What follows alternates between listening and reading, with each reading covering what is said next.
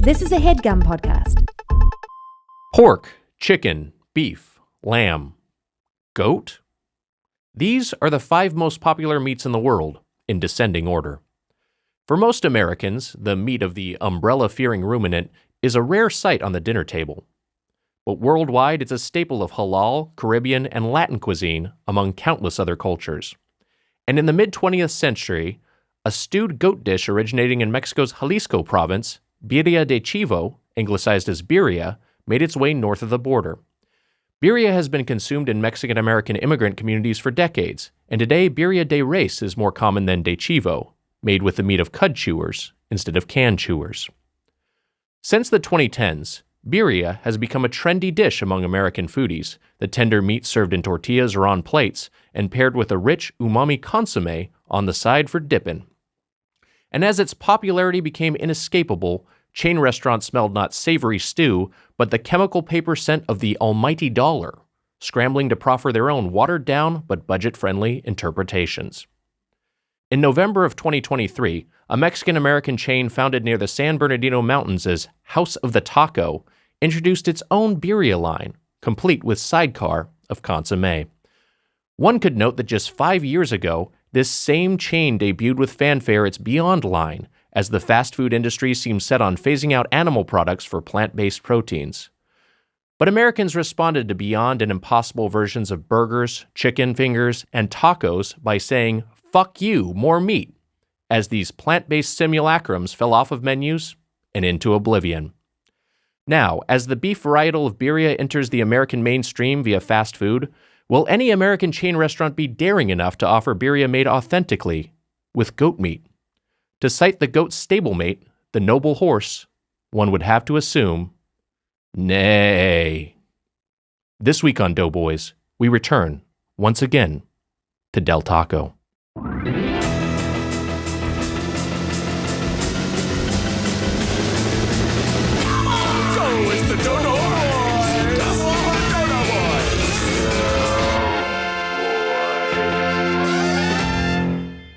Welcome to Doughboys, the podcast about chain restaurants. I'm Nick Weiger, along with my co-host, Benedict Cumbersnacks, the spoon man, Mike Mitchell. So it's a Cumberbatch. Cumbersnacks. Benedict Cumbersnacks. Is that meant to be like come? My point, I'll read from the submitter. Hey, I'll come for snacks. My point here is that Benedict Cumberbatch and Mitch are both actors, but while one plays Doctor Strange, the other, when presented with snacks, comes. Love the pod.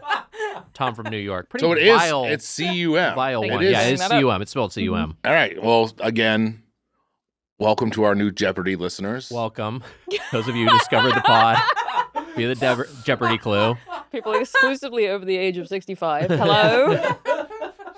I'll watch the Doughboys. Watch the Doughboys, this old fool. He could be watching the Doughboys. Oh, you can. I know, Doughboys. But this old fool when he talks about podcasts, he's all, watch that. Yeah, you know he was trying to do it on his TV. Yeah. He was saying it into his Roku remote. Well, I want to watch Mark Maron. I wanted to change the channel to Ben Shapiro. I like Shapiro. But then you can watch Mark. You can watch Mark Maron too. This can guy's watch gonna be in a Maron. good Everyone's spot got no matter video. what. No matter how much Everyone's he got fucks video up. now. That's the new the new frontier of podcasting. You got to have video. It's great. Having video is great. It's great to see us look like shit and keep looking like shit as the year goes on. Yeah. And look more and more like shit. Yeah, gradually degrade over time as our bodies suffer the consequences of our choices. Yep. Happy Chew Year, Mitch. Happy Chew Year, Wags. We started recording again back in the studio this week. We released a few episodes that were recorded in 2023, but we were caught up to the present. This is a main feed episode for 2024 that is being recorded in January of 2024. So here we are. Wags, I gotta say this. Yeah. We were on Jeopardy. That's right. We were a clue on Jeopardy. Which was very nice. And I think a lot of it, I mean, it all came from you on those picket lines. I made a lot of connections with the Jeopardy staff over there, the lovely people. Shout out to Michelle and Jim and Billy and Marcus and the whole crew. Everyone is out there picketing. Lovely people. I watched it with my mom and sister as it was on live at the dinner table where we used to watch with my dad and everything. Yeah. It was very emotional. It was a very emotional moment. So thanks for that, Wags. I was like, hey. And you know what? I didn't ask for it, but it was lovely that they did it. A lot of writers, showrunners, they watch, they listen to this show. Yeah. And that's a very nice gesture. Here's a new one. Give this guy a writing job. That's what I say. Well, I'm not looking, but that's very nice of you to say, Mitch. Get him back in the room. Get in there. What's in a room? I'm in the fucking Doughboys studio. Full of Del Taco and ready to talk for 2 hours. That's very nice, Mitch. That's a lovely gesture. It's a nice thing to say. I'm just saying that I know there's a lot of movers and shakers who listen to this show. Get Wags in a room. I'm content with how things are going. Just get in a room. I need you to get out of here. I need you to get in a fucking room, for God's sake. You want to be recording at like nights? You want to be recording on weekends? Yes. Are you kidding me? Do you want to be recording at nights? It sounds fucking cool as hell.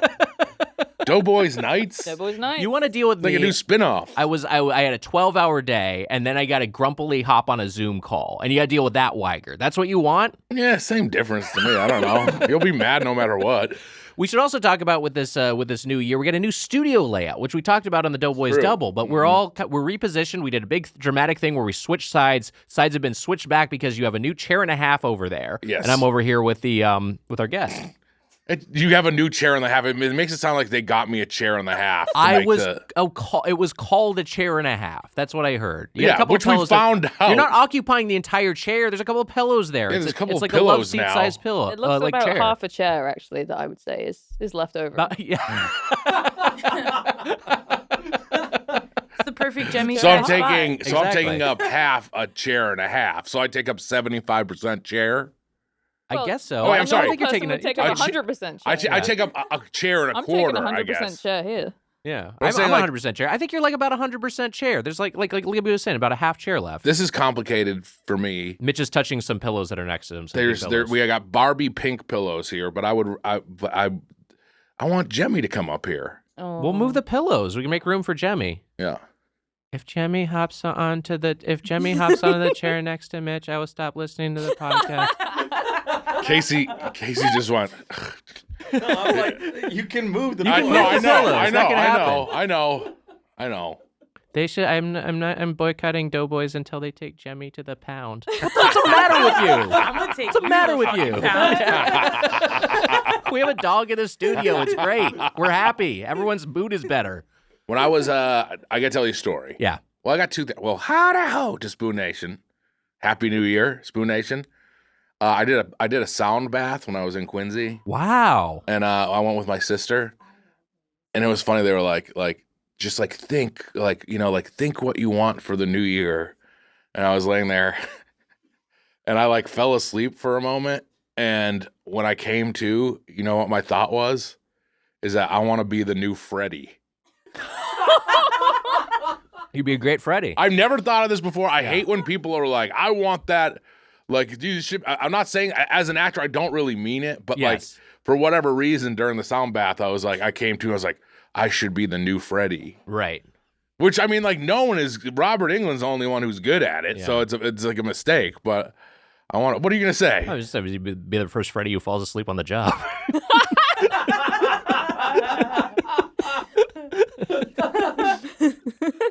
But that was my deep realization. Wow, you'd be great. Because that's what they need, someone with some comedy chops. I don't want Englund. the role and I won't get it. But and Robert Englund should just still have the role. Yeah, he's great. They should make new Freddys. I'd love for them to make new Nightmares. Why not? Keep them going. They're fun. And hey, make another new Nightmare. That's a great movie. That's what I'm saying. Make a new Nightmare. Yeah. Okay, that makes sense. New Nightmare 2. Two Nightmare. My other topic of conversation. It's very different. Okay. But it was a thing I was thinking of. How many generations, if you had a time travel machine, how many generations separated would you have to be to, how do I put this delicately? How many generations separated from you would someone have to be in your family to fuck them? When you said how to say this delicately, I thought that was exactly where you were going, and I was right. I think you're, I mean, I think to me, you're it does make me sad to think of like my grandma's grandma. She like knew my, you know what I mean? So like that to me is maybe like the like it has to be beyond my grandma's grandma. I think like 4 generations you're probably safe. Okay, back or forth basically. I mean, this is time travel, so you go okay. I don't know why you'd want to do this. Yeah.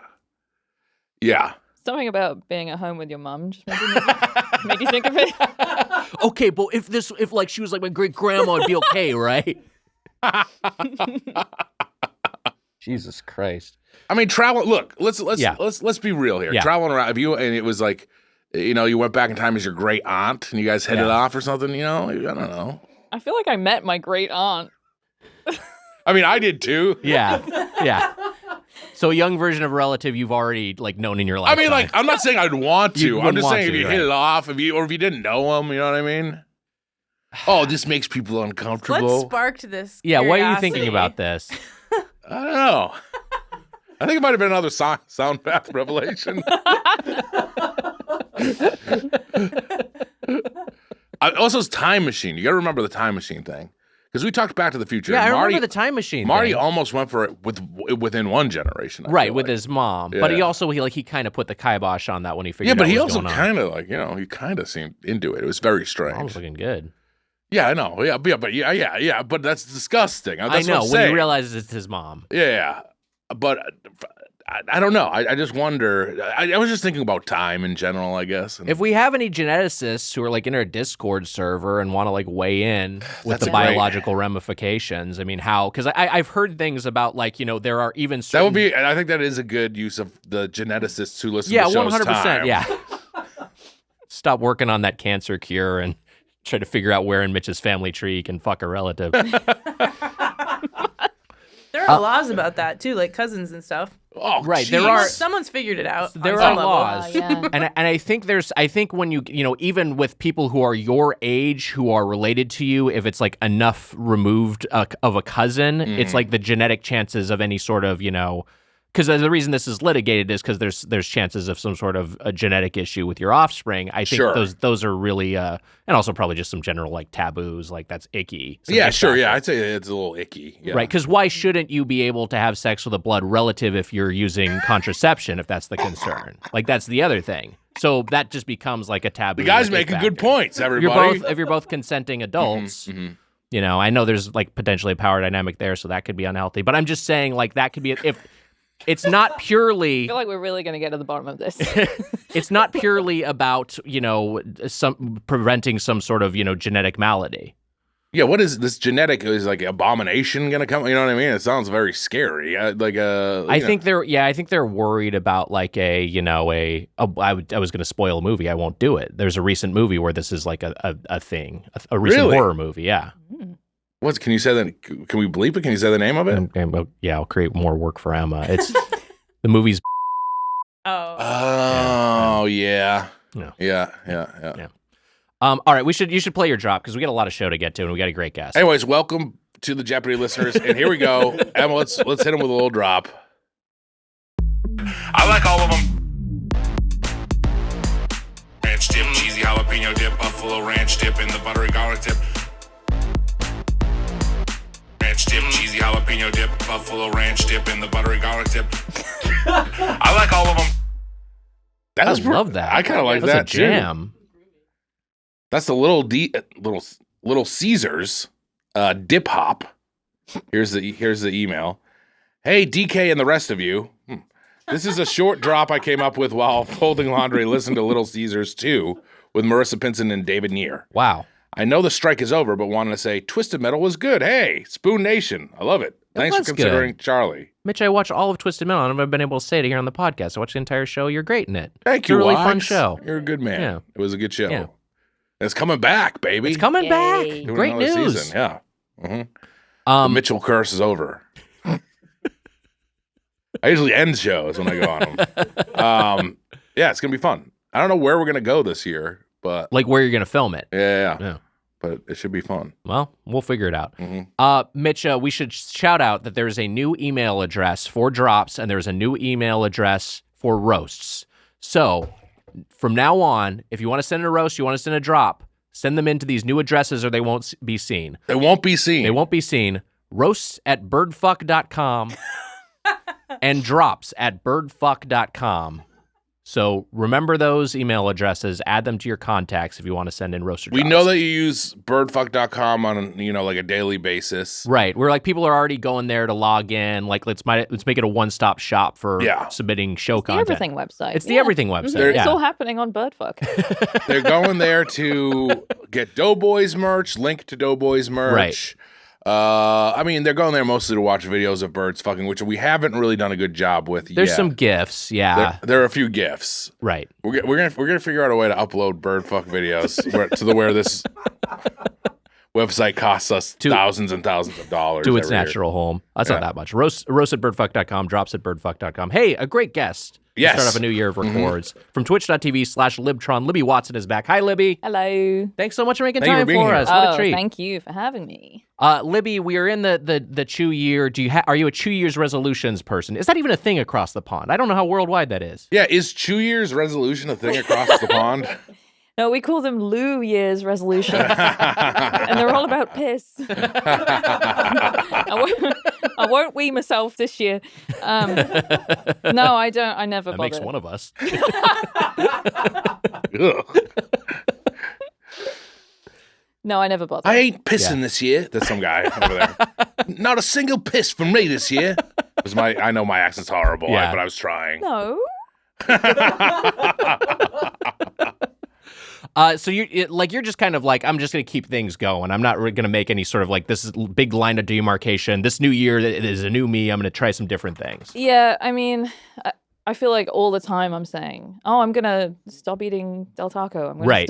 I'm Yeah. going to stop doing stuff that sucks and is bad. And then I never stop. So what I is get it. different about January 1st, you know? You know, it makes sense. And I just know I'll get sad when I like immediately fail. That's the Yeah. the pit of despair you fall into with the New Year's resolution is that you set yourself up for disappointing yourself, Right. and it's like I think it can be a little bit of self-sabotage because also there's a tendency to hold yourself to an unrealistic standard. Yeah, like I'm yeah. gonna do blank, and there's no fucking way I can maintain this for an entire year or whatever stretch of time I commit to. Right. And it's just like I'm going to turn 34 this year. I must have learned at this point. Yes, if it's right. never worked before, it's not going to work this time. So. Right, Yeah. I mean, I don't do it anymore. right. I don't know if I ever really tried to do it ever. Were you ever a resolution man? I've done it before. I mean, like I've said on the podcast, like I'm gonna lose weight this year, but whatever. It's hard.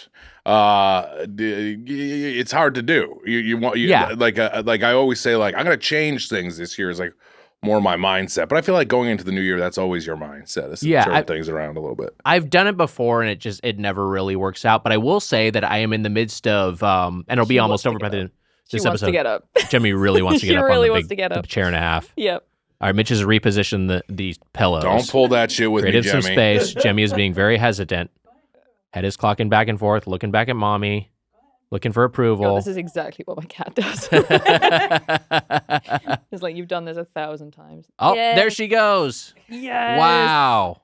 Oh, that's so nice. Wow. I told you these pillows are a menace. We gotta get them out of here. It's ridiculous. Very cute. Wow, she loves you. Yeah, she really likes She Mitch. loves the snow. Yeah, loves we you. get along pretty well. Yeah. Yeah. That's Really so kind of- nice. A little more tentative towards Weiger, but that's all right. That sort of thing of like when animals know there's an earthquake Yeah. coming, and it's kind of a similar thing with you. And She kind of barks at me like I'm with a T800. Can we get, you mentioned your cat. Can we get some cat updates? Yeah, she's doing OT great. 800. Oh my god.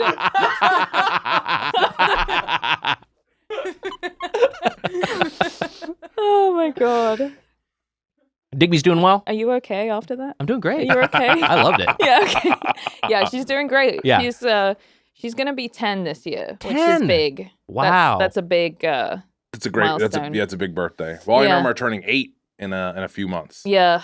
8 years old. I mean, she's not really showing any signs of age. She's like a little more reluctant to jump on her shelves. We Yeah. have cat shelves for her, Mm. which she did love, and now I don't know if she's doing that thing where she just forgets that something exists, and like even if you put her on it, she treats it like it's a black hole and she can't touch it.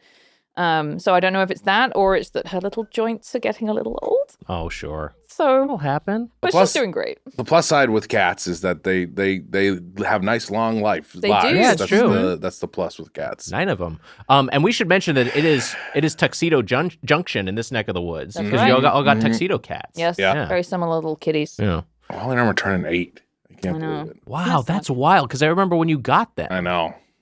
And it wasn't even like the show hadn't just started. No.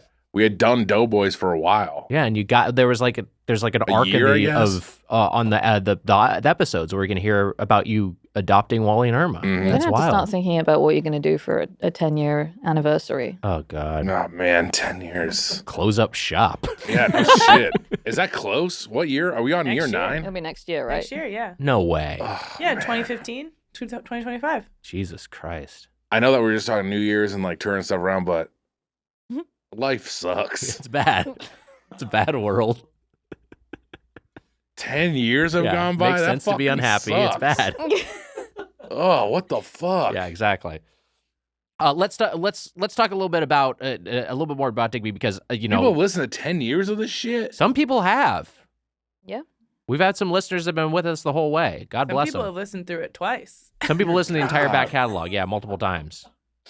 Unhinged. There's listeners who've been with us the whole way. I think so. Man, Casey. Oh yeah. Casey yeah. among them. Casey, what the hell? You guys had all my friends on when you started. All right, that's fair. Rob Lowe, Phil Rosenthal. I want to ask a little bit more about Digby because you have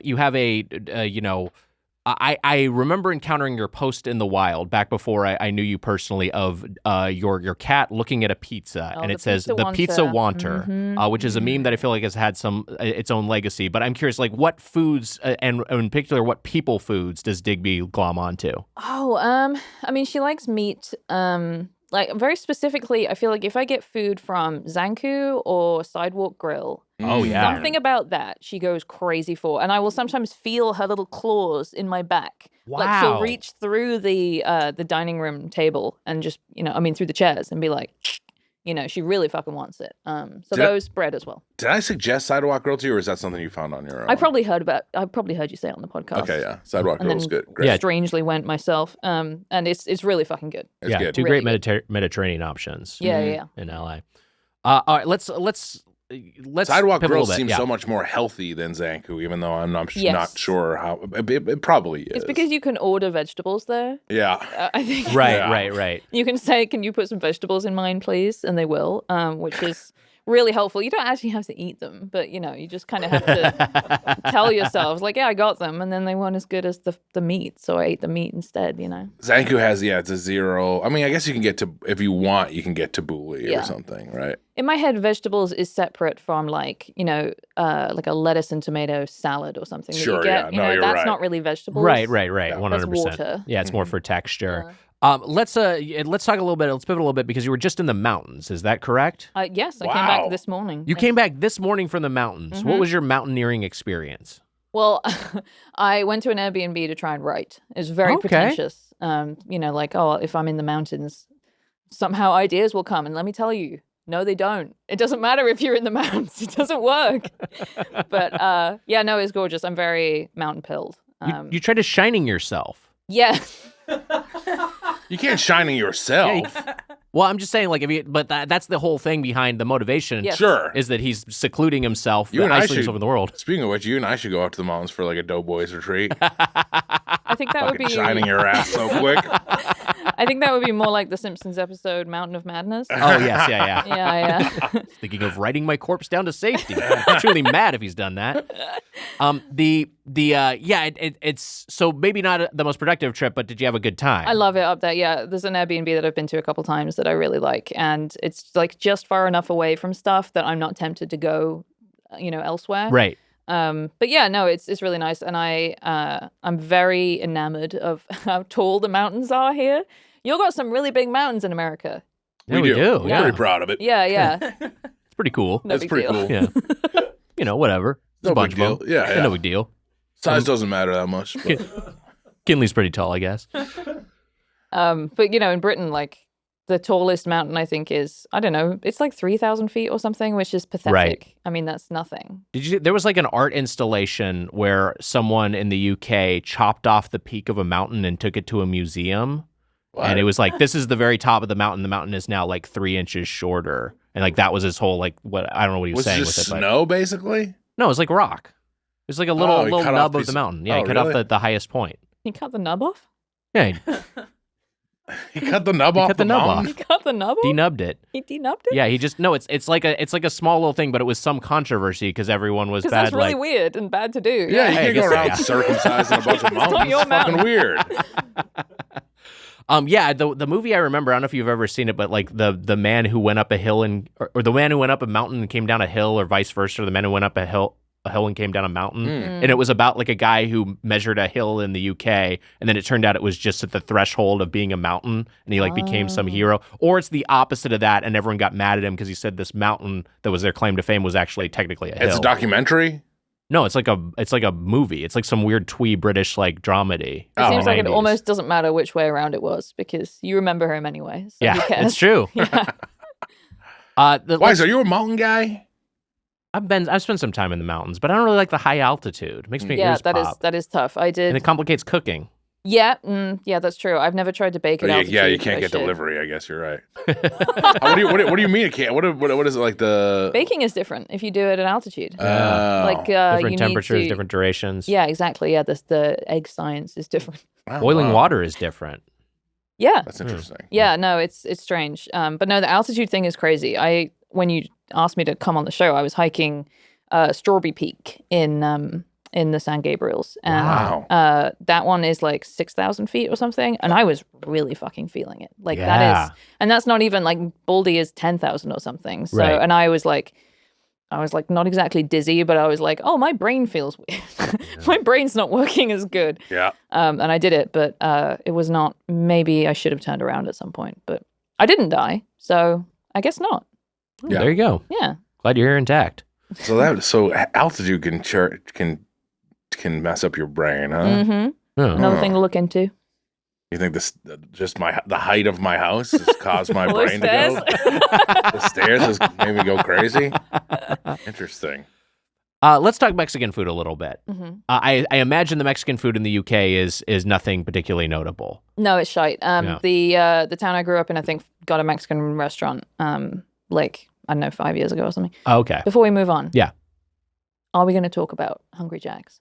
Yeah, we absolutely are going to talk about. I mean, we could talk about it now. if you Hungry like. Jack's, Just wanted to make sure. Yeah, The this Australian is, Burger King? you visited the Australian version of Burger King, which is called Wow. Hungry Jack's, which Sure. I have Wow. erroneously said on the podcast is because of some sort of, like it's to not disgrace the royal family or whatever. Yeah. And then people were like, "No, you idiot! It's just Wait, because did you someone say else." that? Yeah, I did. Someone else says, well, because There's I was another like, Burger "Oh, it's King. there's another Burger King that already Yeah. exists in Australia, so they couldn't get What the made trademark." you think that?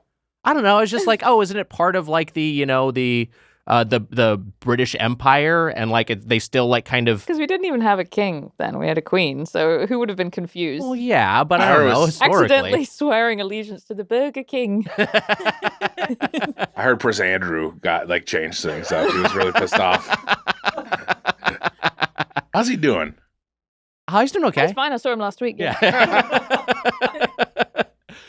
So you went to Hungry Jack's in Australia. Yeah, it was fucking great. It was great. Mhm. Wow. Was it better than Yeah. U.S. Burger King?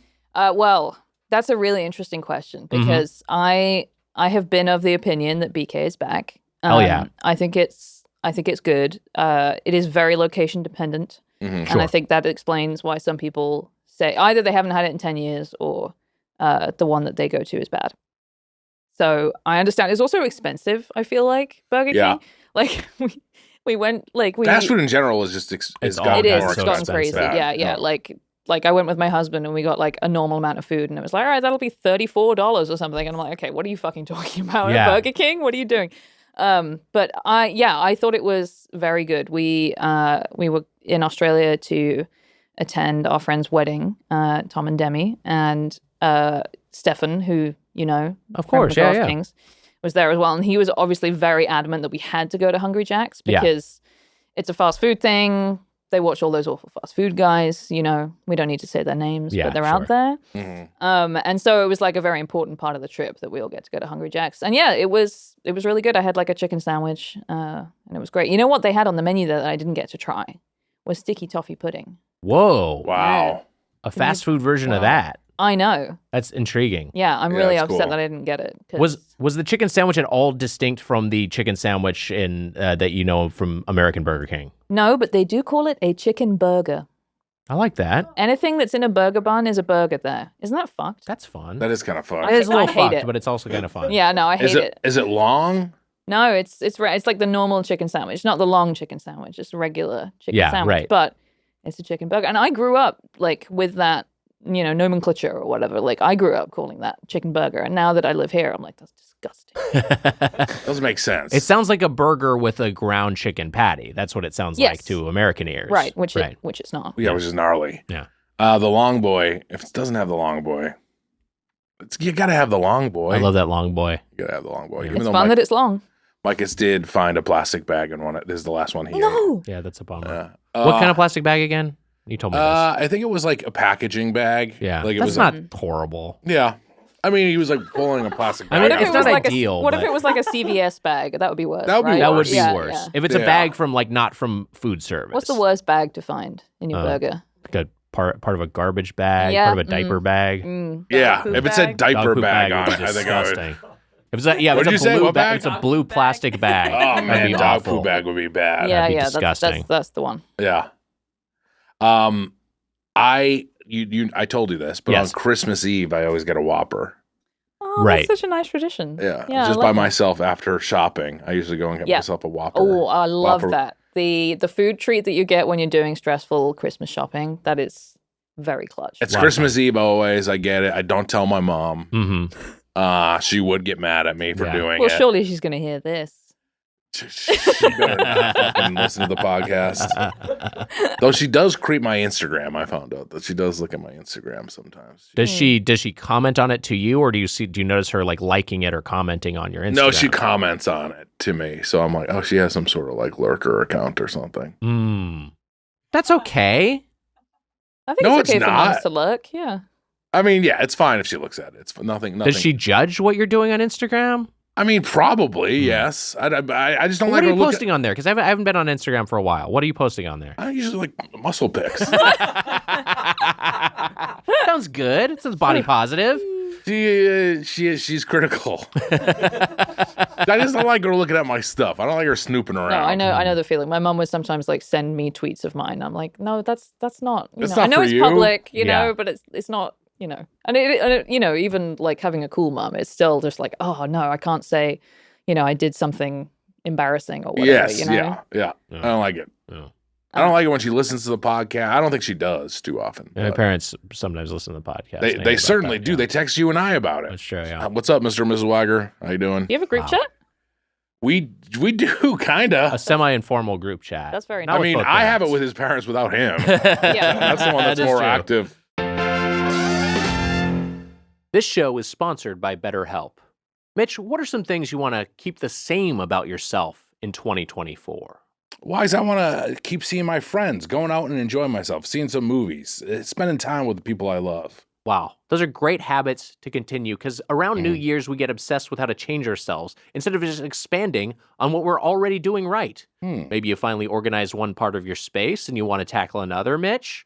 Or maybe you're taking your supplements every morning and now you want to actually eat breakfast too. Wise, I did take myself. I took some vitamin D and B Wow, good for to you. keep the tinker going. Therapy helps you find your strengths so you can ditch the extreme resolutions and make changes that really stick. Mitch, I've benefited from therapy. I know too. you have as well. And a lot of people we love have benefited from therapy. Wise, every time I'm in therapy, I'm a better person. It gets the gunk out of my head. You know what I mean? I think it's very helpful to talk to someone about life, what you're going through. And helps you continue the good habits you're already doing. So if you're thinking of starting therapy, give BetterHelp a try. It's entirely online, designed to be convenient, flexible, and suited to your schedule. Just fill out a brief questionnaire to get matched with a licensed therapist and switch therapists anytime for no additional charge. Celebrate the progress you've already made. Visit BetterHelp.com/Doughboys today to get 10% off your first month. That's BetterHelp, HELP.com/Doughboys. Hey, buddy, do you ever feel like money is just flying out of your account and you have no idea where it's going? Well, I know. It's all those subscriptions. Think about it. Between streaming services, fitness apps, delivery services, parenting apps, podcast Patreons, it's endless. I'm guilty of this. So I use Rocket Money to help me find out what subscriptions I'm actually spending money on. It was eye-opening, and I had them cancel the ones I don't want anymore. Rocket Money is a personal finance app that finds and cancels your unwanted subscriptions, monitors your spending, and helps lower your bills. I can see all of my subscriptions in one place, and if I see something I don't want, like Doughboys, I can cancel it with a tap. I never have to get on the phone with customer service. It's great. They'll even try to get you a refund for the last couple of months you wasted money and negotiate to lower your bills for you by up to 20%. All you have to do is take a picture of your bill, and Rocket Money takes care of the rest. Rocket Money has over 5 million users and has helped save its members an average of $720 a year, with over $500 million in canceled subscriptions. Wags, stop wasting money on things you don't use. Cancel your unwanted subscriptions by going to rocketmoney.com/doughboys. That's rocketmoney.com/doughboys. rocketmoney.com/doughboys. Let's talk about Del Taco a little bit. This is the chain we're reviewing this week. We're reviewing it for the third time. We last reviewed it in 2019 with Chef Kevin and Yusong. Remember when they launched their pod? That was the last time we visited Del Taco. Feels so long ago. Anyway, at that particular review, it was kicked out of the Golden Plate Club because of Mitch. Mitch gave it 3.5 forks. Wow. So it's on the outside looking in. Will it get back today? We're going to find out. Del Taco was founded in 1964 in Yermo, I California. gave it 3.5 forks? You gave it 3.5 forks. I was probably mad at you, it sounds like. Doesn't sound like you. It was founded in 1964 in Yermo, California as Casa Del Taco. They Facebooked it, they Sean Parkered it, and they dropped the Casa. It's just Del Taco now, which doesn't make any sense as a standalone phrase. I like Casa Del Taco. I like Casa like Del that too, Taco yeah. better, yeah. Yeah. Just I was gonna ask you if you've been to that location because it's on the way to Vegas. Yeah, I've been to the one in I've been to one of the original ones. It's got like a plaque and it's got like better service, and I think it's in Barstow. Yeah. But yeah, I don't know if that's the same one as the Yermo interesting. original. That might be the last freestanding original Del Taco. Right, because the reason I remember it is that when I was going out to Vegas to write about TwitchCon, I had it saved on the map. I was like, is there anything I can do between LA and Vegas? Turns out the answer is not really. But I'd saved it on my map, and then later Lou and I were in the car, my husband and I were in the car, and like I don't know, typing in something, and it, how when you save locations on Google Maps, it kind of serves you those first. So I was like typing in something on Google Maps, and it said the original Del Taco saved. And he was like, "Why do you have the original Del Taco saved in your Google Maps?" But yeah, I didn't get to stop, so maybe I'll make the trip out. No, we've been to Not a that lot one, to the one do. that's designated as the There are original a couple now. big restaurants on the road to. Isn't there like a big Greek place? There's Yeah, the Mad yeah. Greek. Mad Greek is great. Mad Greek. That's a lot good? of fun. Okay, Yeah, place is yeah. good. And then there's Zizek's also Road. What's that? Zizek's Road. That was also Zizek's Road, yeah, that was that's a something I was landmark. going to do, but I decided just to. Is it a just keep ghost going. town? Is the Yeah. Zizek? Yes. There is a ghost town. I think Calico Ghost Town is on the way out there, but that one I understand is kind of like a touristy ghost town. Yeah, I've It's been not to that one really. with the Boy Scouts. Yeah, see, if you're going with the Boy Scouts, it's not a real ghost town. to We me. went to Calico Ghost Town with the Boy Scouts. The thing I remember because it's like very touristy, and there's an ice cream parlor thing, and it was the first time I ever, like as a boy, saw a like man pick up on a woman, and like the woman was scooping ice Alright. cream, and the man was like, can I get some of these flavors? And she's like, yeah, sure. What do you want? She's like, and he goes, I'd like to taste your flavors. Oh. What a start. Yeah. I was God. like, that's real. It made me uncomfortable at the time. And then looking back, I was like, that was a vile thing to say to a stranger. The more you unpack it, the worse it is. Yeah, because yeah. And I'm sorry to be so blue, but it's sort of like he's saying, "I want to taste the various flavors of your pussy." It's like I want to pick out the tasting notes of your pussy. Jesus. She's right. It's, Yeah. yeah, all right. I'd be like, black pepper. What a weirdo. Yeah.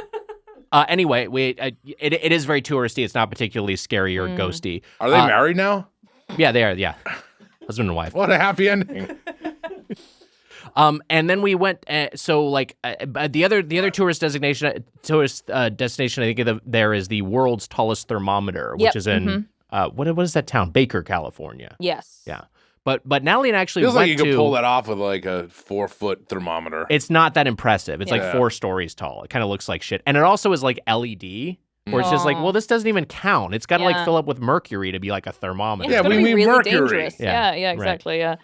So yeah, but the Mad Greek is good. And that actually, when Natalie and I got married, we eloped in Vegas, and then we hit up the Mad Greek on the way home, which was nice. I wish I had stopped there, but like in my head, I was like, "Oh, I'll just get to Vegas and I'll eat there." Terrible decision. And also, by the time I got there, I needed to piss so badly. I have never needed to piss that much in my life. And I was Wow. like, it was. And you'd made the New Year's resolution, so you're I really couldn't. Yeah, really yeah, couldn't yeah. let it happen. Yeah. No, and it's like I had to go to TwitchCon to pick up my badge. It was a fucking nightmare. The Vegas Convention Center is awful. It was just traffic everywhere. 100%. And just like Twitch people crawling all over the place. And then I decided I can't park. I'm gonna have to go to my hotel. And I was like sitting in the car doing this, and I was saying. I can't believe I'm telling this story. I was saying out loud to myself in the car, like completely alone, I'm not going to piss myself. I'm not going to piss myself. I'm not going to piss myself. And you know what? It worked. I didn't piss myself. Wow, good for you. Yeah. Those scenarios are always very tough. The Yeah. worst. It's always the other one for me, not piss. But I'm afraid I'm afraid I'm gonna come myself. Not going to jizz myself. I'm not going to jizz myself. I do get I come perilously close to both. It depends on the scenario. I am pissing? very hydrated. Mhm. No, pissing and shitting. Oh, I'm like very hydrated, I'm very and that puts hydrated myself too. in situations where I'm like, oh man, I should not have had that whole bottle of water. Yep. And it's an hour later, and I still haven't found a toilet. But yeah, the weather one is worse. They're both bad. do you sometimes have like I gotta go to the bathroom now, right? Like Yeah, I have that 100%, all the time. of course. Okay, all right. Yeah, I think that's human. The last time we went to Vegas, I think is this the last time I went in general? It was no, I think I maybe went a time or two, but it was with you. Okay, We were in a big van. that's right. You got car sick. I got very motion sick in the party van. Mhm. Yeah, and then it broke down in the desert. that's right. And Oh, God. And were you which car do you? Because some cops took some of us. Yeah, I don't remember which car. Cops which, picked us up on the road. it was the whole experience was a nightmare. and the cop was driving like 120 miles per hour. It was Yeah, supposed this People is for a drive bachelor party. crazy on Yeah. that road. What is it, the 15 or whatever? People drive crazy Yes, on that yeah. road. And then you flew back early, I believe. I did. Well, because I was like, I can't take the party bus back.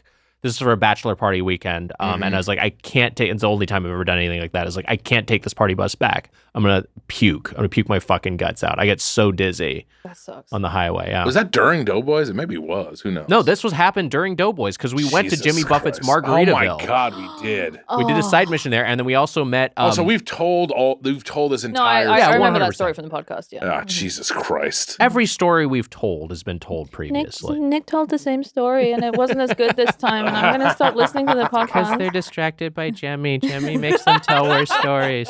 Oh. You'll The- sleep well in the pound. All right. So we went to Margaritaville. That was the other thing we Yeah. did there, and then we also met a Pee Wee Herman and we met a Mario because they just have costume right. performers there like Hollywood Boulevard. Yeah. Those guys are great. Yeah. What is your opinion on Vegas? It's What happens kind of there stays awful. there. It's kind of It's kind of awful, but I do have fun. I mean, I like all the food. I don't really care all that much for gambling, but it is Yeah. kind of fun to just sort of like sit at a table or sit at a machine, especially if you got like a partner who's into it and just like know you're losing money and just Yeah, sort of spend yeah. money that way. It's kind of fun. Mhm. But yeah, I don't know. I overall like Vegas. It should not exist. Yeah. Like it's awful. It's an awful place. I do like there's a place you can still smoke inside. I know. I like things like My that. heart a little bit. I like that you can be in a pig and shit a little bit, and Yeah, I like yeah. that it's also like it feels a little bit like it's even, and it's hard to say, but it's like everyone's kind of in the same sort of pool. It feels like It's you're like a- it's a commingling one in with a lot of Rome people. place. Exactly, Yeah, you're yeah. commingling with a lot of people you wouldn't otherwise. So I like that aspect of Yeah. it. What I about like you, the Mitch? pools. I'm a big I probably pool like guy. it less than you. I'm sure you I do. don't like Vegas though. Interesting, because I would have thought it because you're kind of a party guy. I'm a you know? party guy. It's Right. true. But also at the same time, I am not a party guy. I mean, it's the two sides of me. I like to party, but then like crowds, I don't like. You know what I Yeah. mean? I don't like a big It's crowd. very hot. It's very super hot. I don't like the heat. I don't like a pool party. Yeah, and I'm not that love kind of party pools. I'm guy. a big pool Yeah. guy. Yeah, so. but you don't like a pool party. In I don't like a Vegas. pool party, but you don't have to go to a pool party. Like Yeah, there you are just go chill to a pool. pools. Yeah. And it's like filled with piss. They're just drinking and pissing in the pool. Yeah, they're filled with piss. Yeah. They're That's piss why he pools. likes them. Okay, so right the now, guy going under the water, cannonballing into the fucking. It's just people. Have you ever been to one of those parties before? I have. No, I wouldn't go. I've been never to a been to a couple party. of those. So. our buddy Mike Carlson from Podcast The Ride loves the Vegas pool party. It's insane. He loves the douchey pool party. Sounds like hell to me. True hell. It really does. It sounds miserable, but he's an advocate for it. Yeah. Carson's tall. Maybe that's how he gets away with it. I feel like you would get like bullied. You're tall. I know, but I'm big too. I don't like having my shirt off in the pool party. Yeah. This goes back ever since I've been alive. Right. That's also that. I mean, I feel the same sort of discomfort, but I will also say in Vegas, it's like absolutely every body type is just like is represented, so it's nothing you need to worry about. Okay, so we went to Del Taco. We're going for the third time. I should shout out Dick Noggles, who splintered off of Del Taco to open Noggles in 1970, and then Noggles was reincorporated back in the Del Taco Dick brand Noggles? I was in like, 1988. is that someone in your Discord? If there's no one with the username Dick Noggles, feel free to claim it because that's a good one. God damn. It's there for the taking. Yeah. No, Dick Noggles was one of the partners in the original Del Taco franchise. Should I take it now before someone gets it? Yeah, you should. Wow. You Change should it from register Spoonman to Dick dicknoggles.com Noggles. as well. Yeah. All right. And then he named the chain after himself, just as Glenn Bell named Taco Bell after himself, named it Noggles, and then Noggles was basically just doing Del Taco's thing, but now all former Noggles are now Del Tacos.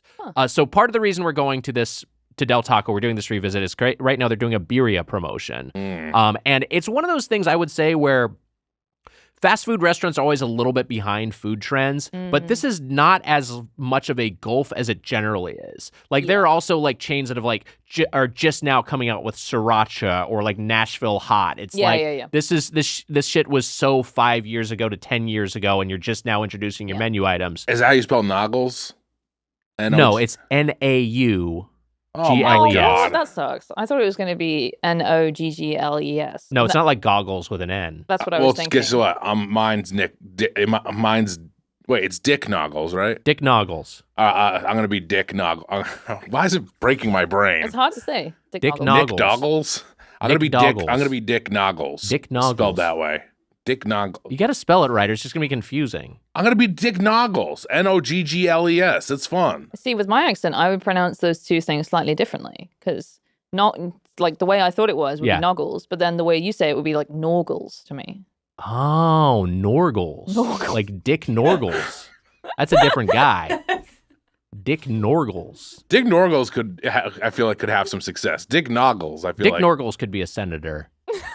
Dick Noggles has to have a fast food restaurant. Resigns in disgrace, Yeah. for sure, yeah.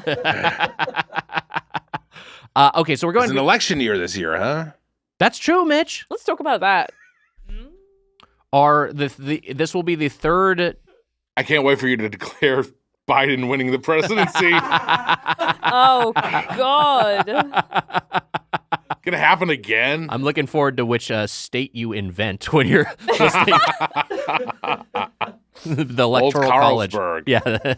Oh, this is your third presidential This will be, because we were election. around in 2016, 2020, and this will be 2024, yeah. That's crazy. Isn't that wild? I might, for the first time, I might vote Democrat this year. You've been thinking about it. This will be my first year voting. Wow. Wow. Congrats. How exciting. Did you vote or have you voted any primaries yet? No, because I only became a citizen last year. Oh, so, wow. Yeah, this will be the first one. Your first vote, you gotta vote for the big man. I think I'll write in something fun. Maybe I'll write in Dick Noggles. There you go. Yeah. Noggles wins it. This the guy from our Discord wins fucking. That is like a fucking slouching Doughboys fan would end up being president by accident.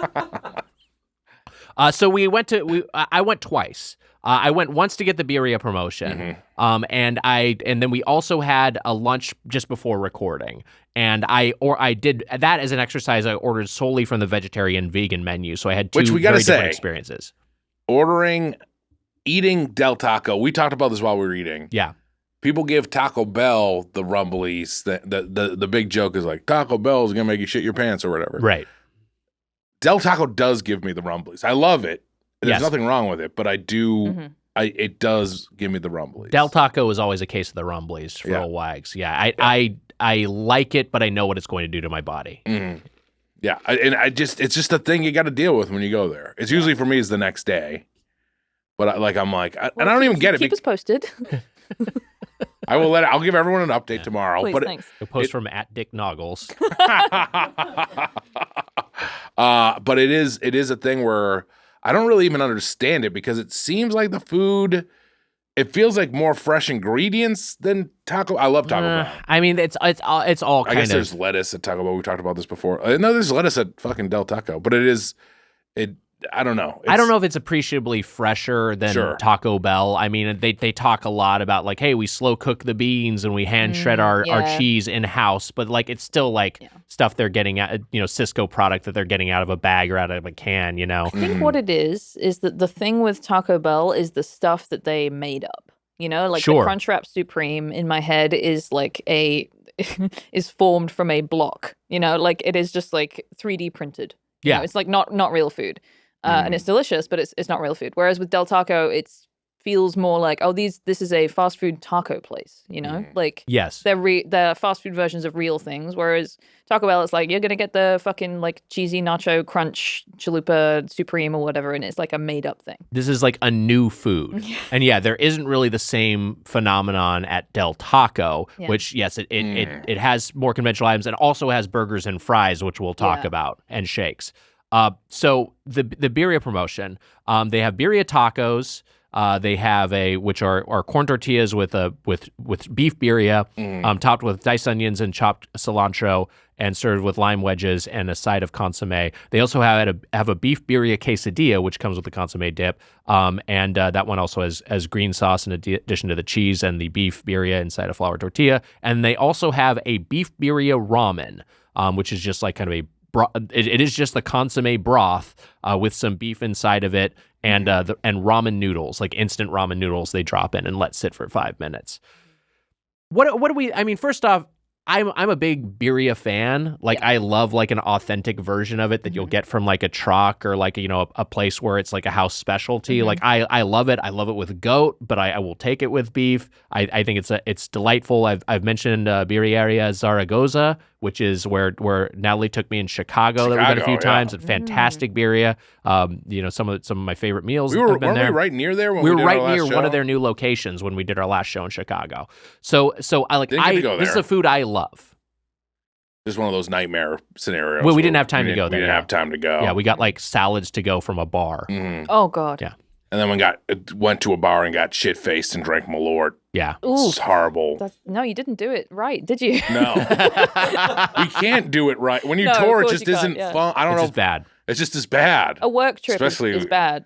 It is. That's what happened to me in Vegas. Like I couldn't do any of the Vegas shit because I was there to fucking write an article, and also TwitchCon was happening, and so it was just a fucking nightmare. I didn't get. Everyone's like, "Oh, you'll love the food in Vegas," and I ended up eating at Halal Guys. My lunch was from 7-Eleven. Where else did I even eat? I can't even remember. Oh, TGI Fridays in the hotel. Wow. Yeah.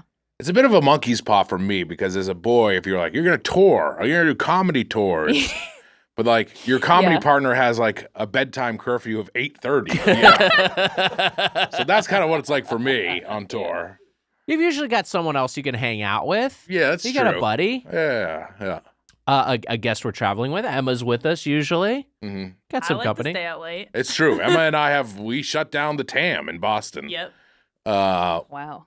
Which is you also should shut- never do. We also shut down some bar in Atlanta doing pickleback shots, but I don't remember who was there, what the bar was. Wire probably left because his shirt had caught on that fire. was the I night believe. Wiger's shirt caught on fire. That's right. My actually. shirt sleeve, another story we've told on the podcast, my shirt sleeve caught on fire from a candle in a bar, and I didn't realize it for several seconds. And it then you got went home? Yeah, I went home. I mean, I hung out for a little You bit. No, called we got your mom trashed to and pick then we you went up. home. Yeah. We were with Deb and Alex Fernie, right? That's right. Yeah. Yeah, and I realized my shirt was on fire because Alex Fernie just points and goes, ha, ha, ha, ha, ha. And it was just, smoke was just rising up from my tricep. Oh, that's so Yeah. funny. All right, so here's the thing. Birria is a dish I love. Any Yeah. birria thoughts? Have you had much birria, Libby? Yes, I have. And in general, I love any kind of shredded meat based dish is really, really good. Yes. Yeah. It's funny for me with birria because my experience with it, I had goat birria tacos at Cactus was the first time I had them. I Yes. believe they were goat. I'm not sure if they were or not. I think they were. This is also a decade ago. Yeah. Plus maybe. My thought is that like we see capitalism, get its claws in and any sort of food is on the table. You know what I mean? Like they're gonna make a fast food version of every food. 100%. Birria feels like a weird thing where I'm like, this doesn't feel like they should do this. I know exactly what you mean. Yeah. I don't know why 100%. it feels that way, but it's one of the things where I'm like, ugh, I don't know if this should be fast. The fast food version of this should exist. It is that thing of like white America, corporate America, taking something that has, been eaten by, Mexican people for a long, long time, saying, hey, we can make this, we can do this, we can make it, Del Taco-ified. Of course. I love white corporate America. Yeah. They've come up with some of my favorite things, these wild ideas. Gushers, that's white corporate crazy. America. That's wild. Well, actually, they've been eating gushes in Mexico for centuries, but whatever. I would believe it. I would believe it if it was true. I do feel like this feels like a thing that I don't know why it feels. Yeah, I know what you mean. Yeah, it just feels off for whatever reason. It's that sense of like, oh, we just discovered this. Like, hey, For did sure. you guys just know about Birria? Yeah. But it's also, capitalizing on also like American food culture is like kind of like that's a new thing. That's like oh, check out this spot. And because it's entered the consciousness that way, that's why they will like want to even mainstreamify it. I mean, it's always that's always gonna happen with food or whatever, with any sort of thing. But it is, I guess, it's maybe weird to me because it's like there's so many like birria places where you can like in LA. You know what I mean? Certainly there's also in LA, street yes. tacos too. Yeah. But that's another thing too. Is like when Del Taco tries to do street tacos, I'm like, I don't want your fucking street tacos. Give me the Del Taco. That's what I want. 100%. And that's the issue with these is that these birria street tacos, the issue is the corn tortillas are so bad. Like these are these gummy, preservative laden, like out of a plastic bag tortillas that have been sitting in a walk-in fridge, and they just have a horrible texture to them. When I was eating these, I just like ended up taking the meat out of the tortillas. Yeah. Like they weren't even like fun to eat as tacos. I also think the meat itself is just like needs some more seasoning. Like it's oddly plain. The It's consomme really goes plain. a long way, but it's just like not what I would expect for something that to me is always like a very richly seasoned dish. The consomme is decent, but it is a funny thing with the consomme where I'm like, this is just proving how little this should be at Del Taco. It's like this Yeah, for packaging sure. Yeah. with the side of consomme. I'm like, this sucks for the people making it inside. This isn't what you do. It feels weird. And I'm not saying that I can't gatekeep fucking birria. You know what I mean? Like, sure, it can be in fast food. I don't care. But it does. There is that weird. There is also that weird feeling. Well, no, it feels different eating it here. Yes. Like when you live Exactly. in LA and you have all these options or whatever. Yeah. It doesn't feel right. It Right, doesn't for whatever reason. Well, it's also I mean, it's not just like whatever. If we want to argue the ethics of it, I think it's just more like an execution thing. Sure. Of just like it's just like not a dish they can execute with any sort of competency at scale on at a fast food chain, and everything ends up feeling very processed, which is how it is. The quesadilla I thought was better, but because it was loaded up with cheese and green sauce. I mean, that's what did a lot of the work there. But I did like dipping that quesadilla in the consomme. I thought that was a lot of fun. Yeah. I mean, to me, it was kind of just I think it's that sort of thing of like the birria is just fine, like you were saying. So I'm like, yeah, it's fine. I'm eating this just fine meat. And Del Taco, like their ground beef and their chicken is decent. So why I wouldn't get the birria over those two ever again, you know? Yes. And then they also have the birria ramen, which is like their big. Okay, so this is a thing you said, and I think this is a good point. It feels like they're leaning into the Jack in the Box lane. Yes. Like it's like, which is kind of like, oh, it's a little bit of a hey, we're this fusion sort of, but also a kind of stoner food. It's like, oh, what if we combine birria and ramen? You know, it's like they're kind of appealing to that sort of sector of the marketplace. Yes. And he'll get mad at me if I don't say that was Lewis's observation. Good observation, Lewis. Well done, babe. Great observation, Lewis. Yeah, 100%. And I feel like this one doesn't need to exist. I was tasting this, and me and Allie were having some of this, and I said that to me this tastes like SpaghettiOs with ramen noodles. Oh. And that was kind of the flavor profile I got from it. I mean, another thing where like the broth was the best part. I took the chunks of meat out, but I had felt no need to finish the ramen noodles. Yeah. I've talked about this, I think, on here too, but when I was in New Orleans filming Twisted Metal, That's right. I went to the Yakimain lady, and it's like that's like a New Orleans like kind of like mixed ramen sort of deal, and it was fantastic. If you're ever down in the Bayou, Wags. Oh, down in the Bayou. Maybe for season 2, we'll get you down in the Bayou. Get up with some mischief down there in the Bayou. Bayou month. Because sometimes you go down to the ramen shop and you ask yourself, you ask for a bowl for yourself, and well, who's handing you that bowl of ramen but a gator claw? Hey, Now, he's Gator, like, you running a ramen shop down here now? She's like, well, we do things a little different down here in the Bayou.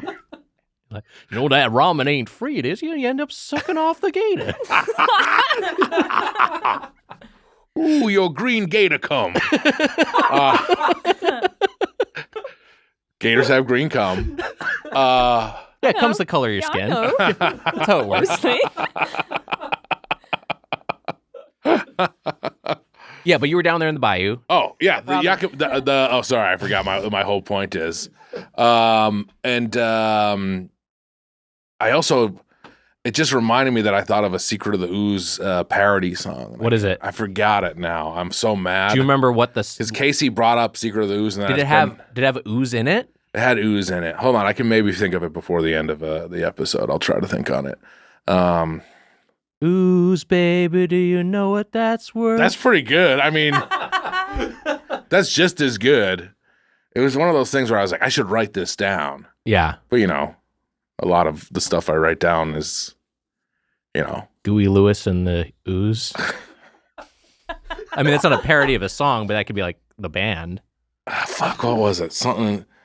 Was it whatever. A song from the era? It was no. Contemporary song. I'm gonna figure out what the song was. I'm gonna, you know, I'll Did it write mention it. the Turtles? I mean, I was working Turtles. This is the shower. It was a shower thought. Mm-hmm. Got it. I gotta go like back you're actually taking a shower. Yeah, I was not taking standing over the drain. I was doing what you do. That's why he thought of the ooze.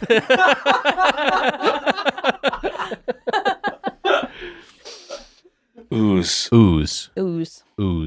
I'll think of it. It's something. I'll think of it. Think of it. Dick Noggles.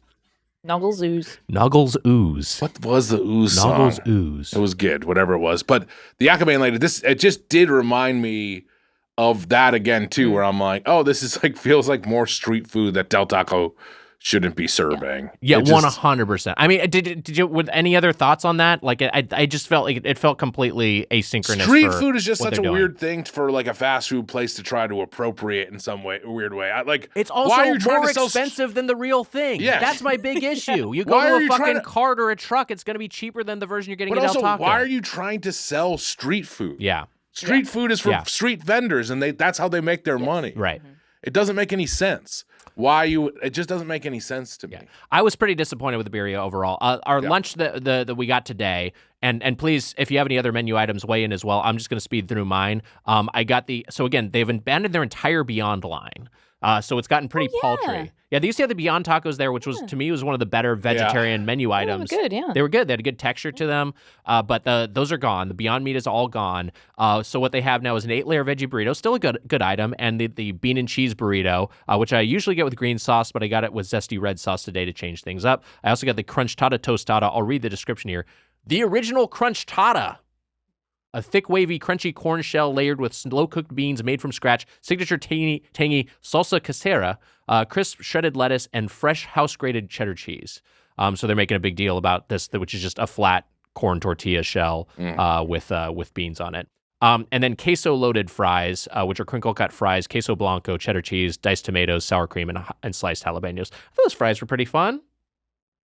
The fries are good. I mean, Del Taco fries are good. They're good because they get the crinkle cut fries, and if they're going to travel at all, like it's good to I think get some goop on them because then the lack of crispness becomes less of a factor. They're more just sopping up all that goo. It might have been Night Moves. I think it was Night Moves with. And it was Night Ooze. I think it was something with ooze. That's good. Or green ooze. Yeah. Well, I think it should just be Night Ooze. Like if you change it to green ooze, it gets you know.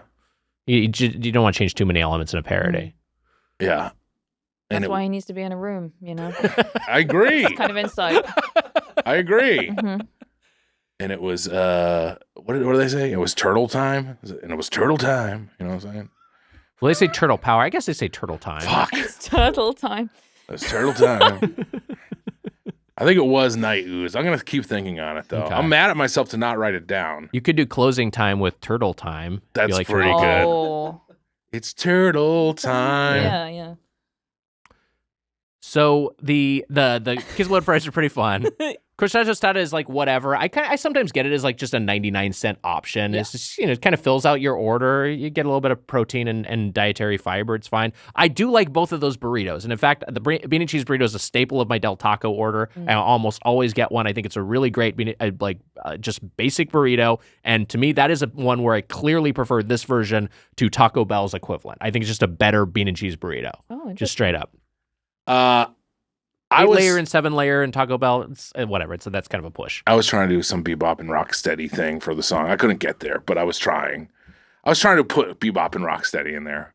What about isn't there a Motley Crue song, like Unsteady Bop or something like that? Oh, I meant into closing time. I was Okay. I was just trying to sing the song. They could say rock steady bop. Jesus Christ. You know what? He shouldn't be in a room. Sucks. Rock steady bop is pretty good. Rocksteady Bop is pretty good. Token and Razar, I guess, are kind of like the more underground. That's Yeah, you can that's a reference deeper them. reference. But now that the Ninja Turtle movie is pretty fun. The one that Mutant came out Mayhem? this year, yeah, Mutant Mayhem. I really enjoyed Mutant Maybe that's Mayhem. my top 10 of the year. I liked In your Mutant top Mayhem. 10? Okay. I like it. I think maybe Mutant Mayhem is in my top 10. Good year for Top animated 15 films. for sure. You get some great animation that came out this year. I thought Mutant Mayhem was a blast. I Yeah. had fun with it. Yeah.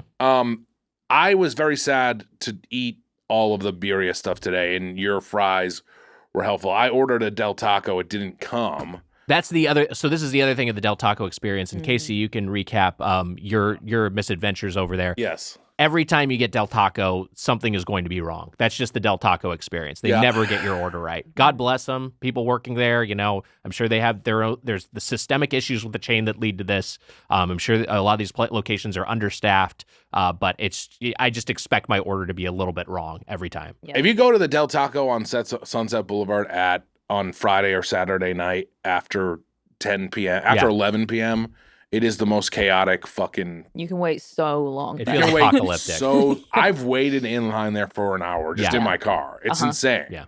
It is truly. That is the most chaotic. Yeah. Drive-through, maybe possibly in the United States. It's bad. It's really rough. bad. It's rough stuff. And also, I remember last time I was there, and they open up there's a big long storage unit at the back of it. You know what I'm talking about?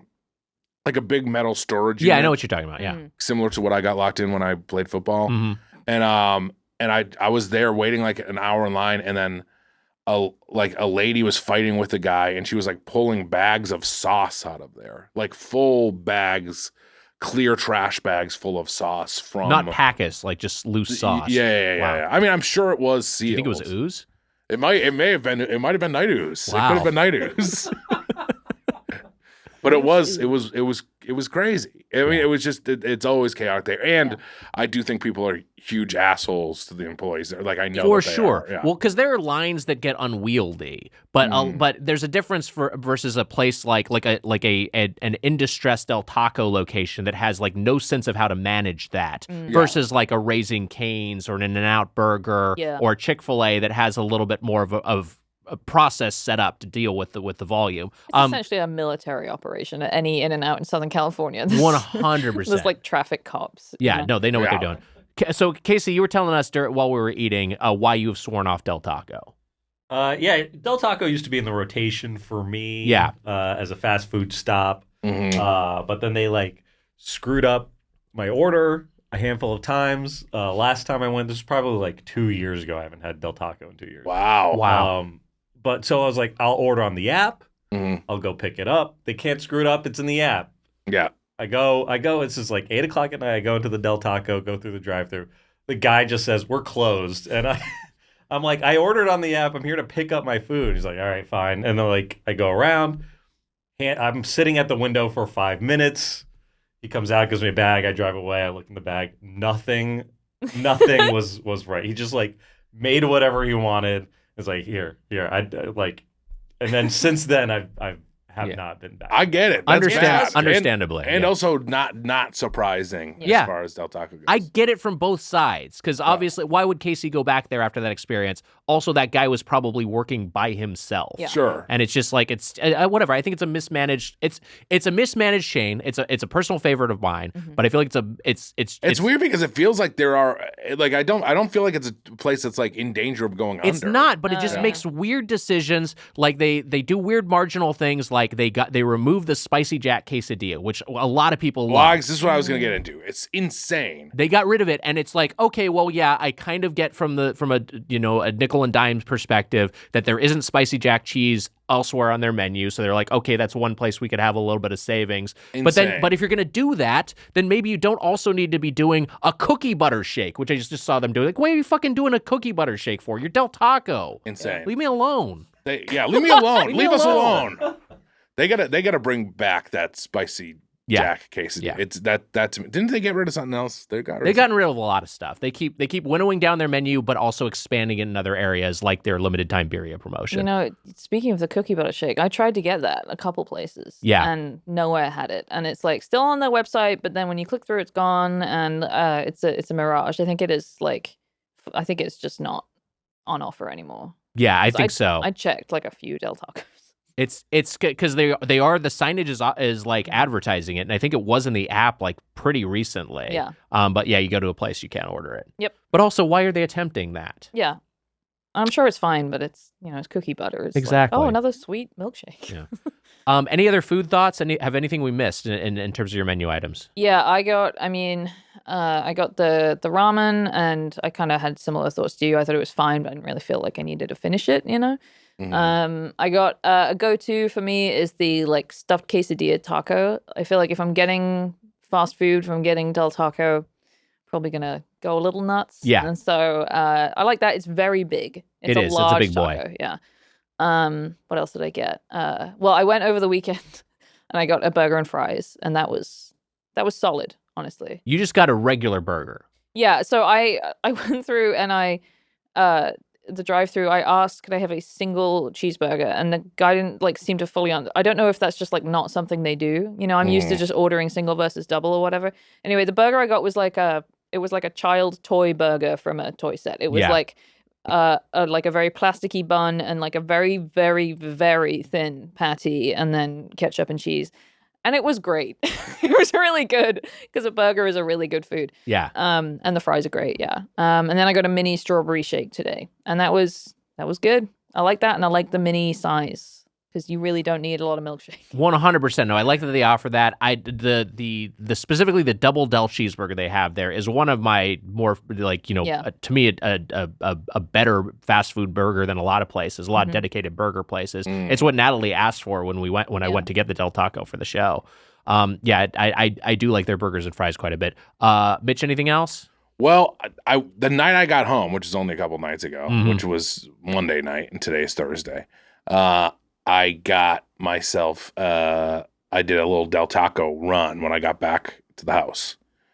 And I ordered a crispy chicken taco, which is fine. And I got that with ranch, which is fine. Yeah. I think those are fine. Mm-hmm. I like the, what are they called? Not the loaded grillers. That's Taco Bell. Like, what are the $1 like chicken rollers? Yes. Yeah. I like the chicken rollers. Yeah. Those are good. Those are good. But the crispy chicken taco is decent. I did a snack taco. I did 2 different snack tacos, which were, I got a soft and a hard snack taco. Those are a little too tiny for me. The snack tacos are a little, I'd rather get the Del Taco. They're just like, they're like that big. And it just kind of messes with the flavor. You know what I'm saying? Like the components are just off. And then I got a snack quesadilla and then a bean and cheese burrito with green sauce. And it was great. All the little stuff, all the mini stuff, even though like the flavors weren't as good, it was like good fun snack stuff. Mm-hmm. But I think they are trying to do a little too much. I got the real strawberry Sprite that has real pieces of strawberry in it. Yeah. And then today I got the lemonade, the strawberry lemonade.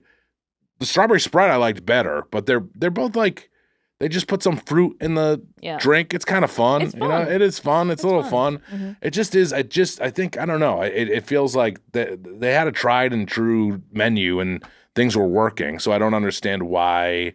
And when we first were told about this, we met someone from Del Taco, and they were like, we have like a big surprise, and we talked to her for a while, and it was basically that they were doing like a version of a cheesy gordita crunch. Right. This was a while back. This was a while back. And then they kind of did, but then from that point forward, they did try to get like I think they just try to get a little, because today I like didn't have fun with, they forgot the Del Taco today. Yeah. So for me, then I'm like, there wasn't much that I really enjoyed. All the birria stuff was like, whatever, you know? And to speak like I was anticipating just no sauce, because that's happened to me, so I actually brought my sauce stash from home as a contingency, and thankfully there was ample sauce. Amelia saw to that, but it is a sort of thing like you'll end up with no sauce from Del Taco, and then that meal's just wrecked. Yeah, like, that's it. Something else that just occurred to me is that Del Taco, which is my local Del Taco, is like 1 block away from a McDonald's, and McDonald's is the opposite in terms of like reliability. 100%. You're always getting your sauce. You're always getting, the fries are always good. Like it's always going to be the same every single time because it's McDonald's. You know, that's what they do. I'm almost always going to choose the McDonald's. Like if I'm on Sunset, those are my options. 100%. I'm going to that McDonald's. 100%. You know, Mitch, you ever go in to buy some wine at the store and you're like, I don't know what to get. There's so many options. What am I supposed to do? I never do. My mom and sister send me out. I don't know what the hell to get. It's overwhelming, whether you're in a grocery store, whether you're in a liquor store, whether you're in an artisan wine shop. It's all just too much. The artisan wine shop. I get what you're saying. I don't know what to get. I'm baffled, befuddled. That's why I love our next sponsor, Naked Wines. You guys know I love enjoying a glass of wine during a nice meal, enjoying a fancy dinner out with my spouse, and having myself a nice full-bodied red. You ever get a nice glass of wine and play some games? You ever game with a glass of wine? Yeah, sure. You can play games with wine. Why not? I like that. Yeah. Did you know when you buy wine today, most of your money goes to things like fancy packaging, big budget marketing campaigns, and tax? That's crazy. Plus, even after all that, you don't even know if you'll like the wine until after you've already bought it and popped that cork, Wags. That's right. This podcast is sponsored by Naked Wines. Naked Wines is a subscription service that seamlessly connects you to the finest independent winemakers on the planet, so you get a box of the market's best quality wines however often you'd like for a fraction of the price you'd normally pay in stores. How do they do it? Well, Naked Wines connects winemakers and wine drinkers directly, allowing for vineyard-to-your-door delivery at up to 60% off what you would pay in-store. By cutting out the traditional retail middlemen, costs, and markups, winemakers can pass those savings on to you without skimping on quality. Wow. I love that their quiz matches you with bottles that you love, and each shipment includes wines they recommend based on your previous ratings. Naked Wines has been around for over 10 years and funds over 90 independent winemakers. With no commitments or membership fees, you can enjoy Naked Wines hassle-free. Wow. So head to nakedwines.com/doughboys and click enter voucher in the top right when you get to the website and put in Doughboys for both the code and password to get 6 bottles of wine for just $39.99 with shipping included. That's $100 off and less than $7 per bottle. That's nakedwines.com/doughboys and use the code doughboys and password doughboys and grab 6 bottles for just $39.99. One last time, that's nakedwines.com/doughboys, code and password doughboys for $100 off your first 6 bottles. All right, let's get to our final thoughts, our fork scores for our third visit to Del Taco. I'm going to start things off. I love Del Taco. I'm pretty disappointed with this outing. I'm really disappointed that they've, like all the other chains, have completely, discarded their Beyond and / Impossible line, that they've just like, we were giving up on plant-based proteins. Yeah. I mean, that felt like it was a fun and encouraging direction for fast food to be going. They were possibly to some degree fighting against the, ecological devastation that comes with industrial beef production, but they were just like no, well, consumers don't want it, and we refused to discount it at all. It's going to cost more than beef, so of course consumers aren't going to pick it. So they completely get rid of that. They excise that. There's still good vegetarian and vegan options because it's Mexican food, and that's a vegetarian friendly cuisine. But it just kind of sucks. The birria, I think, completely just is a misfire. It just doesn't work. I don't know why they're doing it, and if they are going to do it, they better do a good version of it. And they're not. It's 5 forks for me, but it's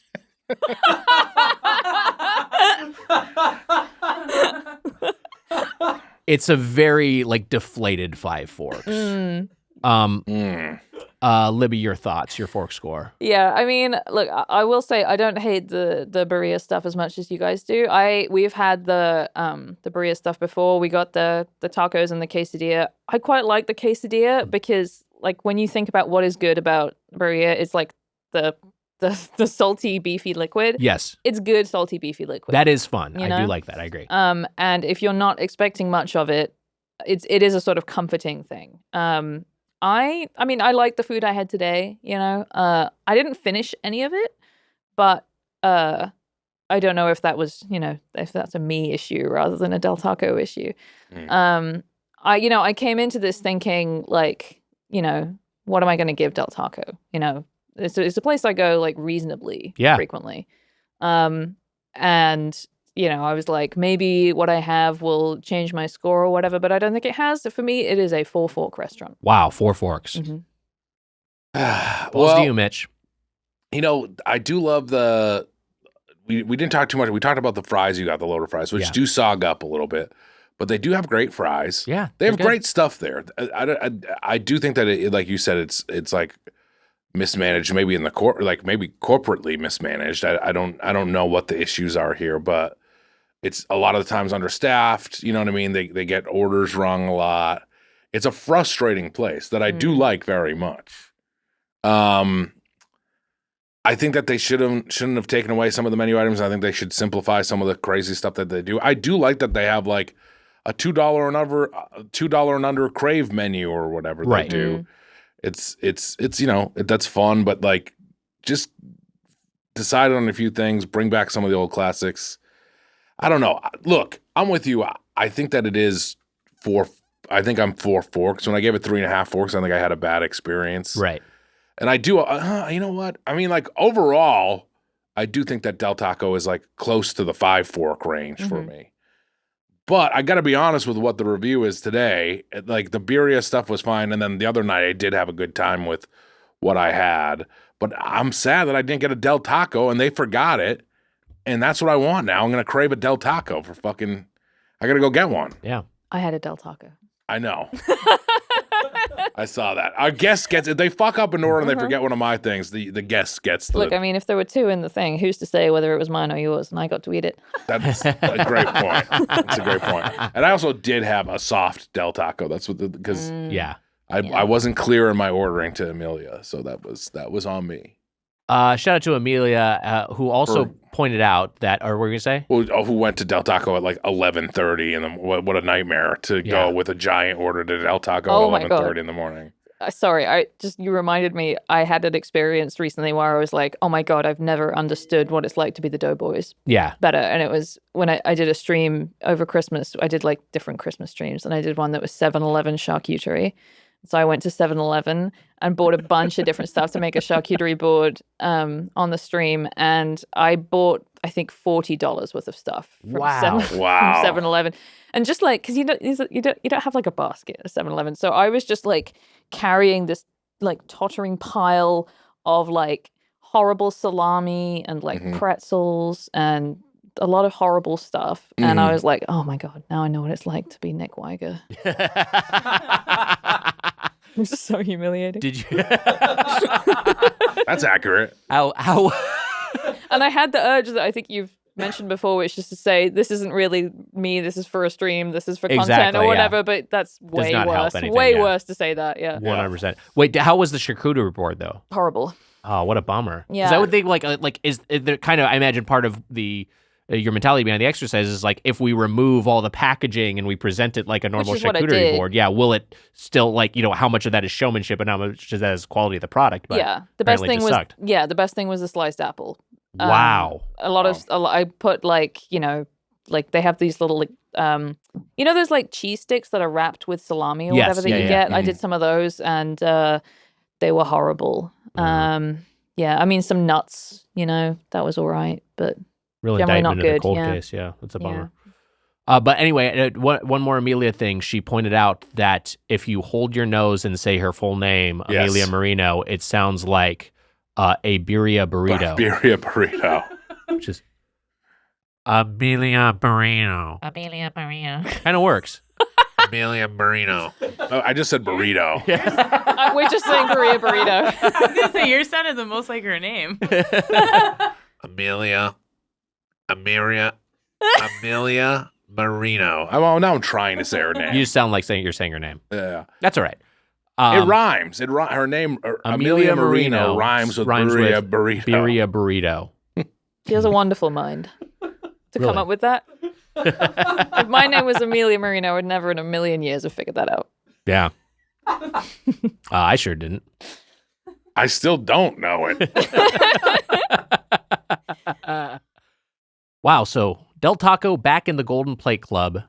That's the end of our discussion of this week's chain. And hey, that brings us to our segment, which is the end of a different road. It all comes down to this. Wow. We launched the contest last year, Mitch. Wow. We had the semifinals as the first episode of Doughboys Double on our Patreon this year. And today, as our segment, is the finale of Ad Chad. This season on Ad Chad, 166 contestants submitted from around the globe. Then they were whittled down to 10 semifinalists. And now, just 4 remain. I'm doing this for my buddy Keith Dickerson. I'm not here to make friends, especially with the hosts. I just want this so bad because Doughboys is so good. I just want to prove my devotion to the Doughboys by doing whatever they tell me to do, within legal bounds. That show Friends, I thought it sucked. I'm going to show these ad virgins who the real Ad Chad is. And I'm doing it for you, Keith.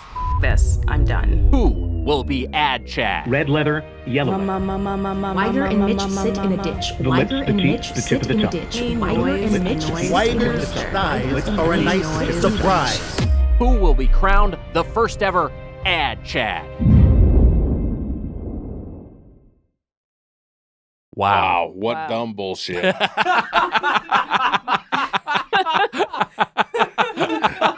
I mean, I was there for it when we were recording. It is very dumb.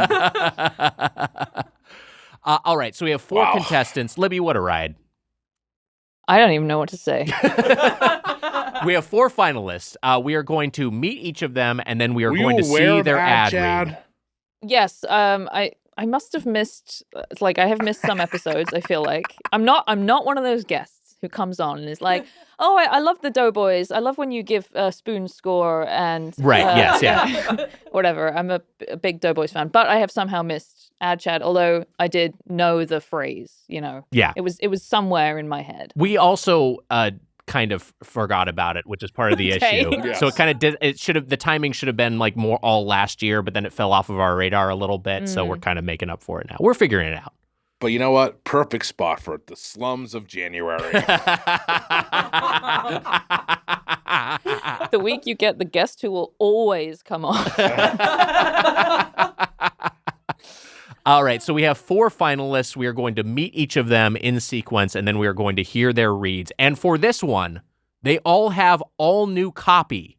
That's right. They had 1 day to prepare brand new copy, and we have 1 read from each of them. Which, by the way, I will say this. Mm-hmm. As an auditioner, Yeah. I told you, I was like, they should just get a cold read. They should just do it cold. And then we Right. did decide that it was nicer to have them be able to read it. But Yeah, we decided to be nicer to them than like Hollywood is is. to Yeah. to actors. everyone. Yeah. So we did give them a Giving them a full little day. bit of extra leeway, but it wasn't a ton of time to prepare. And I also just want to say fuck you to the people on Reddit who are like, it's hard to listen to the same ad copy 4 times in a row. Shut the fuck up. What are we supposed shut to do? the fuck up. Just shut the fuck up. Shut up. Maybe we'll edit it down. Just shut up. It's going to be great. It's going to be fine. Shut the fuck up. Mitch said he wanted to do something that was like a casting couch or It was, like it was that. a casting chair and a half. Jemmy, get off the couch. All right, let's meet our first finalists. Hi, my name's Killian Walsh, born and raised in Beverly Hills of Chicago, Illinois. I am a college admissions counselor. I don't really have a background in voiceover. It's mostly just celebrity impressions on Friends. Drama, comedy. It runs the gamut. My favorite fast food or chain restaurant right now, it's sitting pretty at Panda Express. What's my favorite podcast? Well, I'm glad you asked. it's the Doughboys. I want to be ad shad because I like the Doughboys. I want to see them thrive. I want to get Mitch to 2 staircases, if not 3. Maybe one for Nick and Emma, too. This is what I want to see happen, and I'll do what I can to make it happen. I like that. Wow. I don't like that he likes the Doughboys. Yeah, that's a strike against any contestant. Yeah. But otherwise, good stuff. All right, let's hear. Seems like a good guy, and he has no connection to correct. Yes. show business at all. Yeah. I like his energy. Yeah. Well, let's see how it translates to Killian's ad read. Couldn't buy a better mic though, could he? I'm saying. Vroom, vroom, beep, beep. We want to tell you about a Headgum podcast we think you're going to love, The Pit Wall. The Pit Wall is a Formula One podcast for casual fans, hosted by Casey Donahue and Marika Brownlee. They welcome a rotating cast of Headgum favorites, some new to the sport, some diehard tifosi, as they talk about the latest races from the boys in their toys. And when it's not race week, they keep the DRS train chugging as they cover the latest episodes of Netflix's Drive to Survive, as well as movies that have a car in them. So if you love race cars, French boys, foreign nations, tire compounds, hotties of the week, Ford v Ferrari, and all the rest, you're going to love listening to The Pit Wall. And if you've never watched a Formula One race in your life, you're in good company. Check out previous episodes with newcomers to the sport like Riley Anspaugh and Carl Tart, or other casual fans like Hayes Davenport. In particular, I enjoyed the Gran Turismo episode covering the video game film adaptation for Gran Turismo, which not only, surprisingly, it's quite good, but it's a faithful racing film as well. So push the subscribe button to The Pit Wall on Pocket Cast, Spotify, Apple Podcasts, or wherever you listen to podcasts. New episodes drop every Wednesday of the Formula One season. And remember, vroom vroom to all, and to all a beep beep. Wow. It's a really strong read. Very strong read. Hey, so we're doing 4 ads for your podcast. That's just right. So it's your podcast. Yes, that's right. We expect to be compensated for 4 times you guys over. asked me to write that, and now I have to pay you. That's right. That's what we expect here. You do the work for us, and you have to pay us. They're not going to do it. Just this. I thought I thought he did a great job. I thought it was a good read. Yeah. I do see him reading. I wish he wore I can see the reflection of the script he's reading in his glasses. So I wish that he wore non-reflective glasses. So they don't exist. I think that will take some points off. Emma's notifying me that they don't exist, but still, I wish that he had figured out some sort of technology to not have me see the script as he read. So the thing here with this read is that we couldn't see him the whole time. So I was wondering if he was AI. There's the only person of the contestants we couldn't see. You mean because of the connection? Because of the on connection. the day, yes, yeah. But watching here, we can see that it's one uninterrupted I don't know. take from a human man. Yeah, I guess so. I think it's a great read, despite being recorded on a Game Boy camera.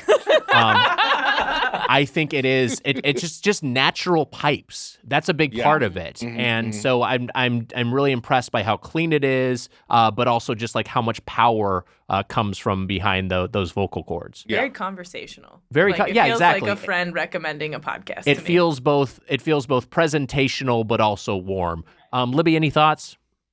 Yeah, I mean, Blue Yeti, obviously you can't go wrong. The one I have is a Samsung Q2U. You know, wow. that was about $60. What you can do is you can buy it from Best Buy, and then just when you're done with it, return it. And then it's no harm, no foul. Amazon's good for that too. Yeah, I'm gonna Amazon, say they don't this. give a shit.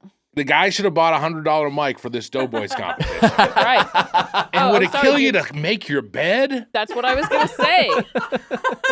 You're going to say it too? Yeah, what's up with that? I can see the pillow. That's it. I Come want to on, see your what pillow. the fuck is this? We can also see the headshot of Alan Tudyk on the back wall. Who is that? Oh, okay, that actually I like a lot. Yeah. Can you who the hell is that? Is it Bob Barker? Maybe it's Regis. Maybe we don't want to see who it is. It looks There's a good like possibility that it's bad. Jordan Peterson, maybe? Definitely important because it's the only thing on the wall. Yeah. Yeah. Thank you for inviting us into your home, Killian. I thought it was great. Yeah, I great thought, read. Clearly a natural talent. Yeah. Do you want? I don't want to. I mean, I don't want to prod you to do this, but you do have a natural opportunity to be like a mean British judge if you wanted to. You know, you don't have to, but I'm just saying, like, it's just like that exists. Like a Simon Cowell. Yeah, like or Gordon Ramsay. You know, Yeah. there's a lot of ways to play it. Oh, you fucking donkey. That's yeah, that's rubbish. good. Yeah, there you go. Perfect. Let me tell you, we'll sprinkle them throughout. Know who's not framed on that picture there? Mary Kondo. You fucking clean up your place. Marie Kondo? Oh, is it Marie Kondo? Yeah, it's okay. I've never read her book. Did you look it up? No. Okay, because you were fiddling with your phone there for a second. Oh, really? Not only did I look it up, I wrote, who is the person that says goodbye to stuff? Marie Kondo. Dementia patient's way of explaining. All right, that was Killian. Let's meet our next contestant. I go by Bo, and I'm from New York, New York. My day job is working as a revenue operations consultant for myself. I don't have any background in voiceover. When I was in college, I had a radio show from 4 a.m. to 6 a.m. My favorite fast food or chain restaurant is probably Chipotle. My favorite podcast is probably the Doughboys. I want to be Ad Chad because it would be really cool for me personally and for my family and friends to see that I was doing something with my life. Wow. Okay. I would beg to differ that it will be cool for you or your family or friends, Bo. But that's Bo. Bo, all of our contestants, very sweet, very nice people. 100%. And all have nice, pleasant voices. So I'm interested. That's in a key part, I think, of being Ad Chad. Uh-huh. Let's see how it translates to a read. Let's listen to Bo talk about the pit wall. Vroom vroom, beep beep. We're here to tell you about a Headgum podcast we think you're gonna love, The Pit Wall. The Pit Wall is a Formula One podcast for casual fans, hosted by Casey Donahue and Marika Brownlee. Together, they welcome a rotating crew of Headgum faves, those new to the sport and some tifosi, to talk about the latest races from the boys and their toys. And when it's not race week, they keep the DRS train chugging as they dive into the latest episodes of Netflix's Drive to Survive and some other movies that have cars in them, like Gran Turismo and Rush. So if you love film, race cars, French boys, foreign nations, tire compounds, hotties of the week, Ford versus Ferrari, or anything in our wheelhouse, you're going to love listening to The Pit Wall. And if you've never watched a Formula One race, no worries. You'll still love listening to Riley Anspaugh compare F1 to Mario Kart, Carl Tart trash talk Max Verstappen, or listen to Hayes Davenport push hard on the Las Vegas Grand Prix. So push the subscribe button to The Pit Wall on Pocket Casts, Spotify, Apple, or wherever you listen to podcasts. New episodes drop every Wednesday during the F1 season. And remember, vroom vroom to all, and to all, a beep beep. Wow. A great job. Another great job. Very, very conversational. Very I can. Yes, 100%. I can picture Bo's voice at the start of other podcasts. That is exactly what I was going to say. Right. Like I can just very, imagine her very voice good. in my ears when I'm chopping onions or whatever I'm doing when I'm listening to podcasts. Yeah. I feel soothed. Yeah. That's It the is- thing. It's like a calming energy. A very calming, nice Yeah. voice. Good, but also conversational. yeah, good speed. Obviously, I think Killian has more of an announcer voice. It's the two styles, which is Right. kind of what the final four are. There's two that are kind of more announcery, and two that are a little bit more conversational. But both very good. I mean, it's right now. It's those two are neck and neck. I think it's an excellent read. Yeah, and I also have to give points for clearly having a ring light and a good microphone. That's Great quality. That is true. She Audio did tell us and video wise. that our last Ad Chat episode, we talked about how her mic wasn't great, and so she bought this mic for this Wow. one. So Shit. Well, that almost feels like we have to give her the prize. Some money? Yeah. Yeah. And Killian said, "Fuck you," and threw a blanket on his mattress. Bo's bed isn't framed, so we can assume that it's probably made. Yeah. Unlike Killian. Killian, Yeah. he lost big points with the bed. She's got lovely art on the walls too, and it looks like some paint there. Maybe she's a little an artist herself. Yeah, Yeah. good framing. Yeah. Good framing. No, they were both very good so Yeah. far. Great job by Bo. Great job by both so far. Next up, we have our next contestant. My name is Tyler Lorenz, and I'm from Los Angeles, California. I work in content programming for various TV networks. I had a little voice training because I thought it would be really fun to get into. I do have a little bit of a improv sketch background. I grew up in Georgia, and so I love Waffle House. My favorite podcast is probably Blank Check with Griffin and David. Well, I want to be Ad Chad because I think it's just a great honor. Are you kidding me? I've been listening since 2018. Voiceover is very fun to do in the first place, and there's no better place to do it than in the ad reads of the Doughboys podcast.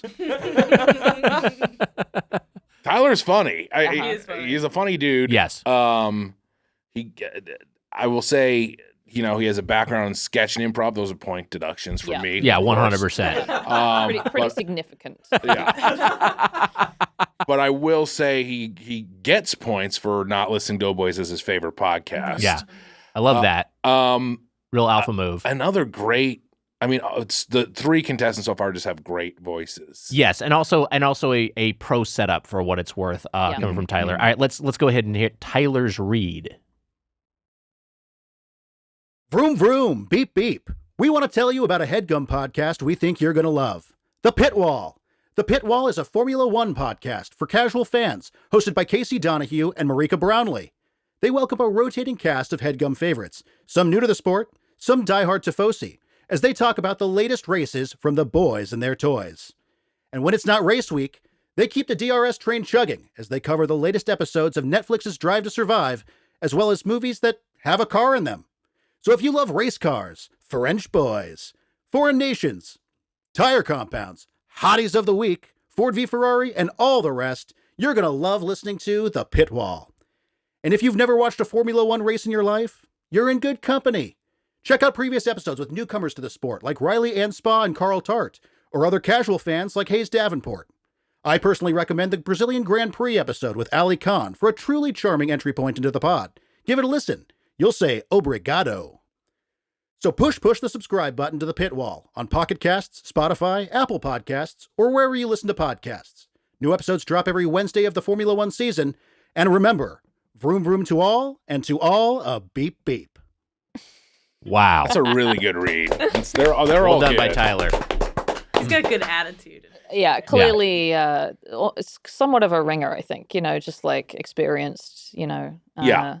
A little bit more background in it, it seems like. Even though he does seem like a novice. Like, it seems like he doesn't do a lot of this, like he was telling us. He did do some animation voiceover, he told us, for his friend's project, but nothing, I don't know how much he works professionally. Right, but still perhaps on the early part of his career, but someone who has more of an official background. He's got a great voice. Great pipes, great sound to his voice. And also good confidence. He's got chutzpah. That's what I say. He's got a lot of chutzpah. He does have chutzpah. I would say that, and this is a thing that also Bo and Killian did well, but also making the copy their own. Yeah. There's some set text, some bullet points that you have to get through, but also finding ways to shape it so it sounds like your own voice. It sounds natural coming out of your lips. When I say he's got chutzpah, I think that it comes specifically from Casey is giving me a look like I shouldn't be saying the word. I think specifically like parts of the read where he emphasizes some stuff where a little bit of this, where you kind of need it in the copy. Exactly. You know what I mean? This copy that Casey wrote for us that he's not going to pay us for, I guess. You need to sometimes pick it up here and there. I think that sure. I mean, that's all ad copy, and I think he does that. Also, I said he's funny. And I mean that in like the most Doughboys way, in that he's like very dorky and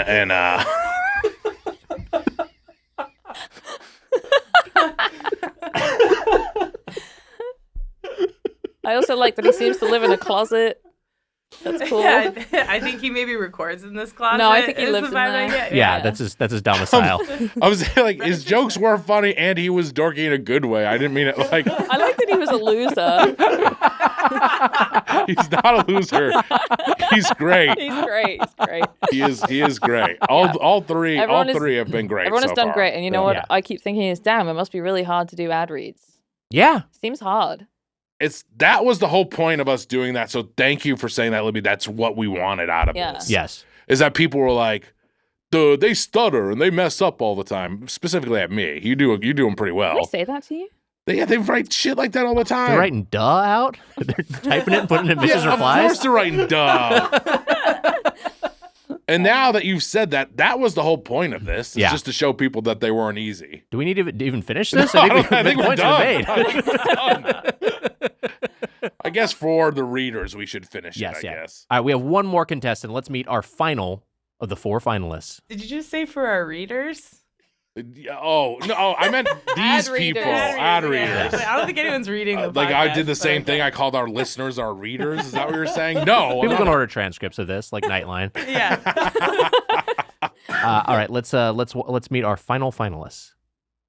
Hi, I'm Lindsay, and I live in Brooklyn, New York. I'm originally from Florida. I'm a graphic designer. I work at a fire sprinkler company. I've done improv for like 15 years. Not a ton of voiceover training.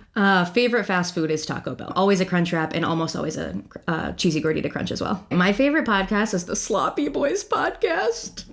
I want to be Ad Chad because I think you guys are super cool. I would love to be part of the Doughboys multiverse. It's fun to do voiceover stuff. Wow. Great reasons. I don't know if we'll probably cut it up, but when she said Brooklyn, I did my little, I did an Italian accent for Brooklyn. Well, now it'll stay in. I mean, now we'll stay in. That was my way of getting it in. Yeah. She's got a very pleasant voice. Yes.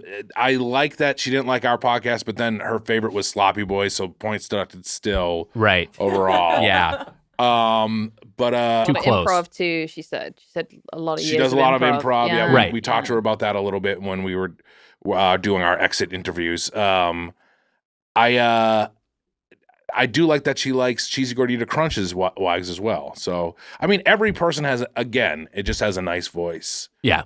So she's a very friendly vibe. Like yes, very for sure. Hanging with your friends. Mm-hmm. All right. Well, let's go ahead and hear this read. Vroom, vroom, beep, beep. We want to tell you about a Headgum podcast we think you're going to love, The Pit Wall. The Pit Wall is a Formula One podcast for casual fans hosted by Casey Donahue and Marika Brownlee. They welcome a rotating cast of Headgum favorites, some new to the sport, some diehard Tifosi, as they talk about the latest races from the boys in their toys. And when it's not race week, they keep the DRS train chugging as they cover the latest episodes of Netflix's Drive to Survive, as well as movies that have a car in them. My favorite movie with a car in it is Meet Joe Black. Maybe they'll cover it soon. So if you love race cars, French boys, foreign nations, tire compounds, hotties of the week, the details of Carl Tart's car leases, Ford v Ferrari, and all the rest, you're going to love listening to The Pit Wall. And if you've never watched a Formula One race in your life, you're in good company. Check out previous episodes with newcomers to the sport and casuals like Riley Anspaugh and Hayes Davenport. And it's important to know that casual is not a slur, but it is an insult. So push the subscribe button to The Pit Wall on Pocket Casts, Spotify, Apple Podcasts, or wherever you listen to podcasts. New episodes drop every Wednesday of the Formula One season. And remember, vroom vroom to all, and to all a beep beep. Wow. Wow. Great job. 4 great performances overall. Definitely, it would be great if you said 3 great performances left in ambiguous. Yeah. A triforce of excellence we just witnessed there. Wags, it was a Triforce plus a Master Sword. There was wow. There was 4, but there can only be 1. I think that was a really good read. Obviously, like a lot of great comedy in there. Yeah, just a good sense of humor in that. She really read. made it her own. Yeah, and moved through that copy quickly. It was racing through that copy like we're going around the racetrack, turning left. Mm-hmm. It was much like the subject of the copy. That's right. It's about cars and racing. So it's very interesting. It is, Mitch. This is interesting. Yeah, we could do 10 minutes on that. No problem. That she was getting out those words like going around a racetrack. So that's the interesting part about that. That's very interesting. It's a really interesting thing to say. And the thing about a race is it's very fast. It is fast. It's like who goes the fastest is the winner. Like that's the goal almost is to like go the whole fast. point, actually. It is. Yeah. Like it's the whole thing. Yeah. The Breslin backwards mile. He was trying to go fast. That's right. You told the story on the Doughboys Patreon. I didn't tell it on the main feed. But our real quick, your buddy Breslin on his 41st birthday, last Thursday night, a week ago. We were having drinks watching the Celtics game, and he bet us that he could run a mile backwards in under 10 minutes. He said under 8 minutes, and we gave him under 10 minutes. Yeah. So we were drunk, and we went to the high school track at 1 a.m., and he ran around the track backwards. And after one lap, he was like at almost 4 minutes, and I told him he was on pace, so we did a second lap. Wow. But he was going very fast. That's what a racetrack is. That's what a racetrack is. That's you're going fast, but also everyone did a great job nailing all the copy. Because look, for us, we do it in private. Are we doing ad reads today? Yep. Fuck. I mean, we love our brands. Oh, we love get the to showcase brands. here. The brands are great. Yeah. But to nail all the dialogue and get it out quick and give it personality, that was cute as hell. Yeah. It's not Jemmy easy. did a little spin on the couch. Or on the chair and a half, I'm sorry.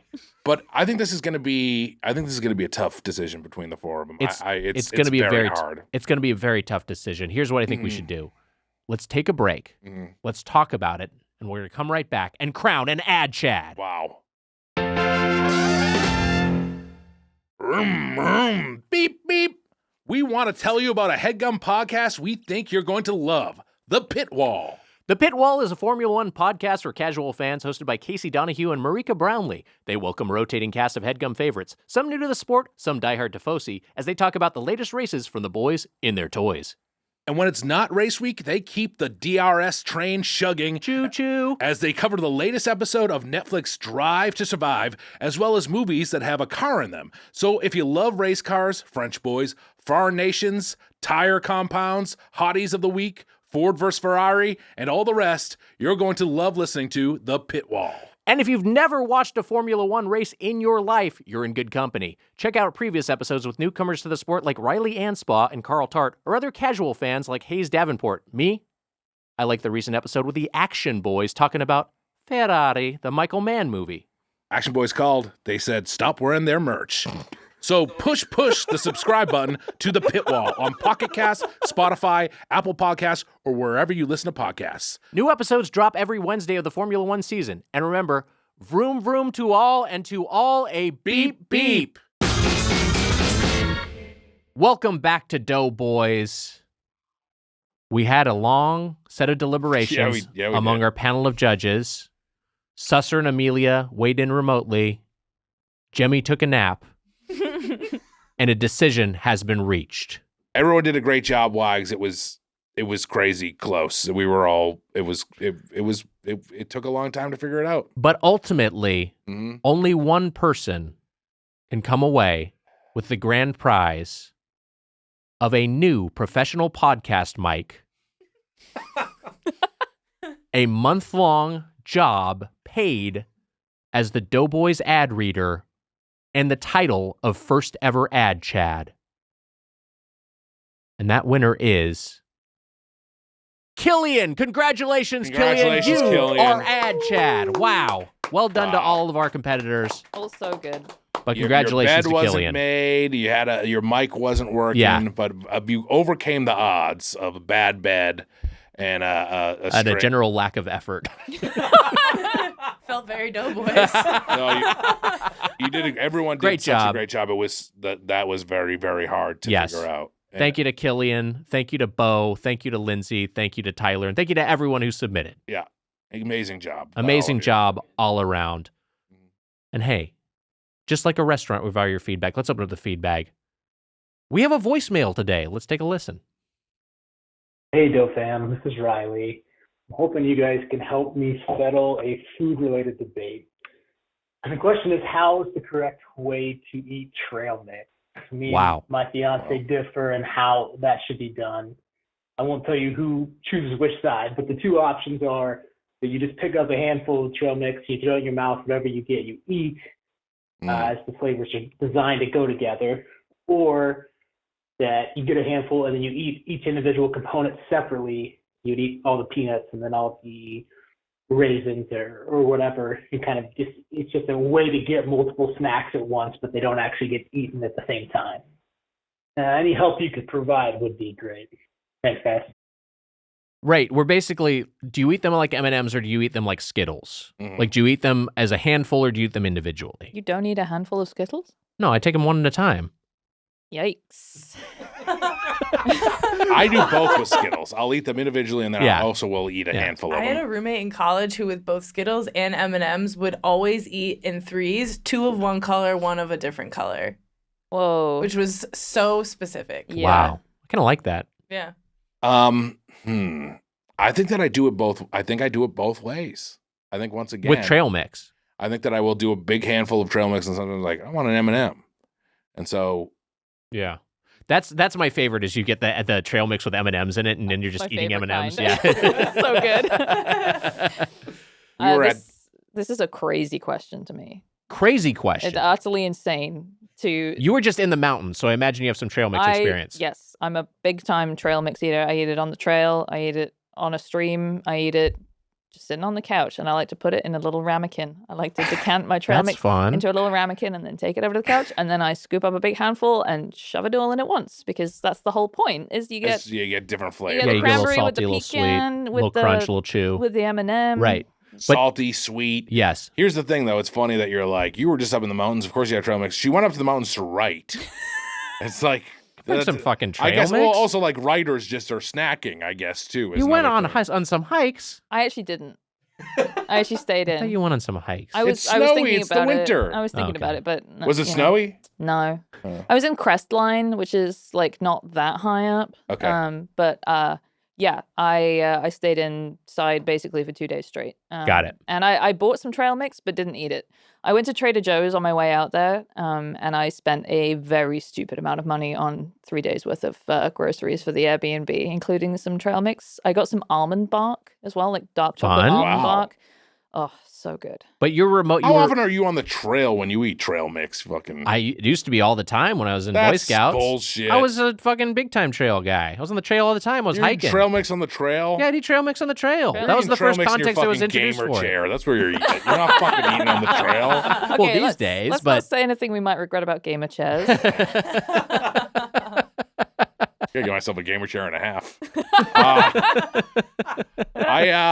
I don't usually eat trail mix on the trail. I think I told you a story. I haven't told the story, but when I was like, I went on a few dates with this woman and I really liked her. You know this. And then she was like, let's go on a hike. And I was like, okay. And I like bought hiking gear and I bought trail mix. And then she called me and there was like a bunch of noise and she was at a party and she's like, I think we should be friends. And I had all this new hiking gear and trail mix and I sat down on the couch and I wept. And then you went to the mountains the next day. Of course. No, I fucking never used the trail stuff ever. Yeah. Did you return the boots? You got to come on hikes with me. We'll go on hikes. I'll do some hikes. I would never call you from a party and say I don't want to go on a hike with you. Jesus Christ. I mean, I did get, because it was like, oh, it's gonna be it was like in the Malibu Hills or something. I was like, I'm gonna get myself great hikes out there. I'm gonna get hike stuff. Which I would never do that to you. I would never call you and say I want to be friends. This was years ago. Yeah. And you know what? We are friends. Hey, there you go. Very nice. But I ate that trail mix, not on the trail either. Trail mix is great. I think that's the only thing I use. I think trail mix is great. Mm-hmm. I love it. I love the crunch and I love the chew. There's certain things I don't want to see in trail mix. Like I'm not crazy about like dried cranberries or dried blueberries. But I'm okay with it. Here. Cranberries, can work. It depends on the context. But for the most part, get a raisin here, nuts and seeds. I love any sort of chocolate or like a peanut butter like little chip. I'm into all of that shit. In terms of how to eat it, I'm taking a handful, but I might sift that handful a little bit to make sure it has the right distribution of components. Yes, because I don't want to make like oh wait, it's oops all M&Ms. That's a little bit of a different experience than eating. It's all M&Ms. Yeah, I have to eat these now. but okay, but like oops all cashews. Yeah, that's a scenario where like, well, I like cashews and I like them but in the context of trail mix, I want to have some other components there. Right. Yeah. I was at Encore Casino, which is in Massachusetts. Yeah. Linda, who I call Lindork, that's right. The doctor. I met Lindork. It was her 40th birthday. And HBD Lindork. Sherry McCusker was there, who was our old high school friend. Wow. And she got trail mix. So I just was eating trail mix recently, but she kept putting all the raisins in my pocket. In this That's shirt. Really funny. That's a good bit. She was putting all the raisins in there because she was like, there's way too many raisins. There's always too many raisins. Yeah. Because raisins are cheap, I think. Yeah, 100%. It's like that Curb episode. For sure. Yeah, exactly. What about do you ever get dried pineapple? Like the little bits of dried pineapple. I've encountered that before, but not commonly. I love those in a trail mix. It's the only place It I might want make my dried trail mix a pineapple, little but I too love it. fruity. I think I am. I'm cranberries or raisins. I think cranberries are like the craziest I'll go. Sometimes a dried cherry is nice. Ooh, okay. When I did the 7-Eleven charcuterie, I got some trail mix for that, and it had fucking edamame in it. That's wild. Which was just insane. I was like, this completely the wrong flavor. Like shelled? Yeah, just like very dry, sort of like it was nasty. It was very nasty. Yeah. We should. I just thought of an an You know what I like in my episode trail format. mix? Yeah. I like a buffalo wing. I just thought of an episode format, which is that we get a bunch of just different kinds of nuts and a bunch of kind of different kinds of dried fruit and a bunch of whatever, just a bunch of different accompaniments, and then we craft our own bespoke trail mixes on the show. Figure out the ratios and which ones we want to have and which components we want to have. Wow. A future double with Kowalik. Wait until the fans are excited to listen to it. Yeah, I think it's just, first off, I will say that you mentioned Trader Joe's, and I do like how Trader Joe's seems to have a bunch of different kinds of trail mix. They sure do. And you will encounter that, I feel like, at certain grocery stores where they've got hey, we've got, whatever, we have 10 different kinds, and they've all kind of got different mixes. Yeah. And I do appreciate that sort of variety because I would find myself locked into the Kirkland trail mix. We'd buy a pack of 60 and then I'd just be having that. And it's good, but it's always the same snack every time. I like that Trader Joe. You know who I don't trust? That Trader Giuseppe. That no good Trader Giuseppe who makes the pizzas, all the Italian food. There's something about that Trader Giuseppe. What's the Irish version of Trader Joe? Because that would be Trader Giuseppe's enemy, obviously. That's a great point. What's an Is Irish it just name? Joe? What did you just say, Joe? Is there just a Joseph in Ireland?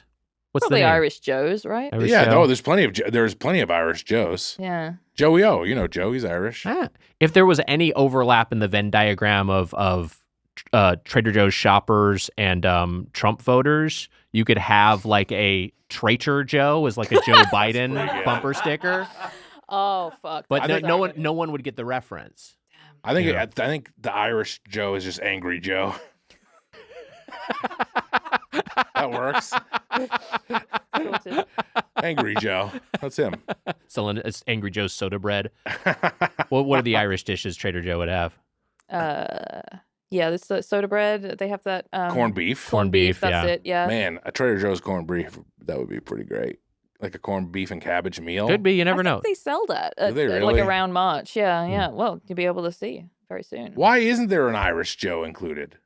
You know what I mean? I think it's just because there's not a good shorthand for it. Yeah. My mind's going blank on what the common Irish names are. Trader Dougal or something. Yeah. The thing is, because they were all First off, they've gotten rid of some of them that they viewed to be culturally offensive. There's Trader Jose, and there was Trader also Jose gone. Trader Jose, I think, is just gone. Okay. Yeah. I think there also it was Trader Ming or something. It was completely not even connected to Not Joe. even close. Yeah, that one's not good. If I worked in Trader Joe corporate, I would. I mean, probably none of them are good. Trader Giuseppe you can get away with because it's okay to make fun of Italians. Sure, That's the one thing we've decided on culturally. Almost, yeah. So my question is was he the same guy? You know what I mean? Was Trader Joe this and it was just he was in a different? Did he put on a disguise and he adopted that persona? Did he put on a mustache and a big chef's hat? Mamma Giuseppe, mia. no. That's what I'm trying to figure out. Yeah. Was he the same guy or was this another Trader Giuseppe who's I always viewed it when Flanders has the family reunion, there's all the different Flanderses from different regions. Good, yeah. I viewed it was different Joes that live in different parts of the world. I like that. Yeah. But he's not the same guy. It's more like all the different Homers that are running into each other with the buckets on their heads. I shoot birds at the airport. That would be the Italian and the Irish Trader Joe's. Yeah. I play a millionaire at parties. At least I'd like to. Just saying Simpsons lines. That would be a great podcast. It would be a great podcast. I haven't been. No commentary on the episode. Not like the Great Talking Simpsons Just podcast. quoting It's Simpsons just we're lines? just going to say lines. and laugh at them. That happened on my stream the other night. We just spent like 10 minutes saying, and the other great thing in that episode is these like 32-year-old streamers just recounting favorite Simpsons to each other. It was the best. It was the best there ever was. I haven't been to Trader Joe's in a very long time, but I'm sure they have a great trail mix. Well, the problem here is that the parking lots are unbelievable. You will die in one of those parking lots. Breaking news, Trader Joe's is supposed to come to Quincy. Wow. Yeah, they announced it. They announced it at a town hall, and then IHOP owns the place, what they were doing. And IHOP was like, what the fuck? Like, IHOP didn't know. This is very Quincy-ish. Yeah. It's very funny. Where, like, IHOP is like, what do you mean we're getting replaced? Like, the IHOP We just corporation. debuted the Wonka menu. What are we going to do with all this goo?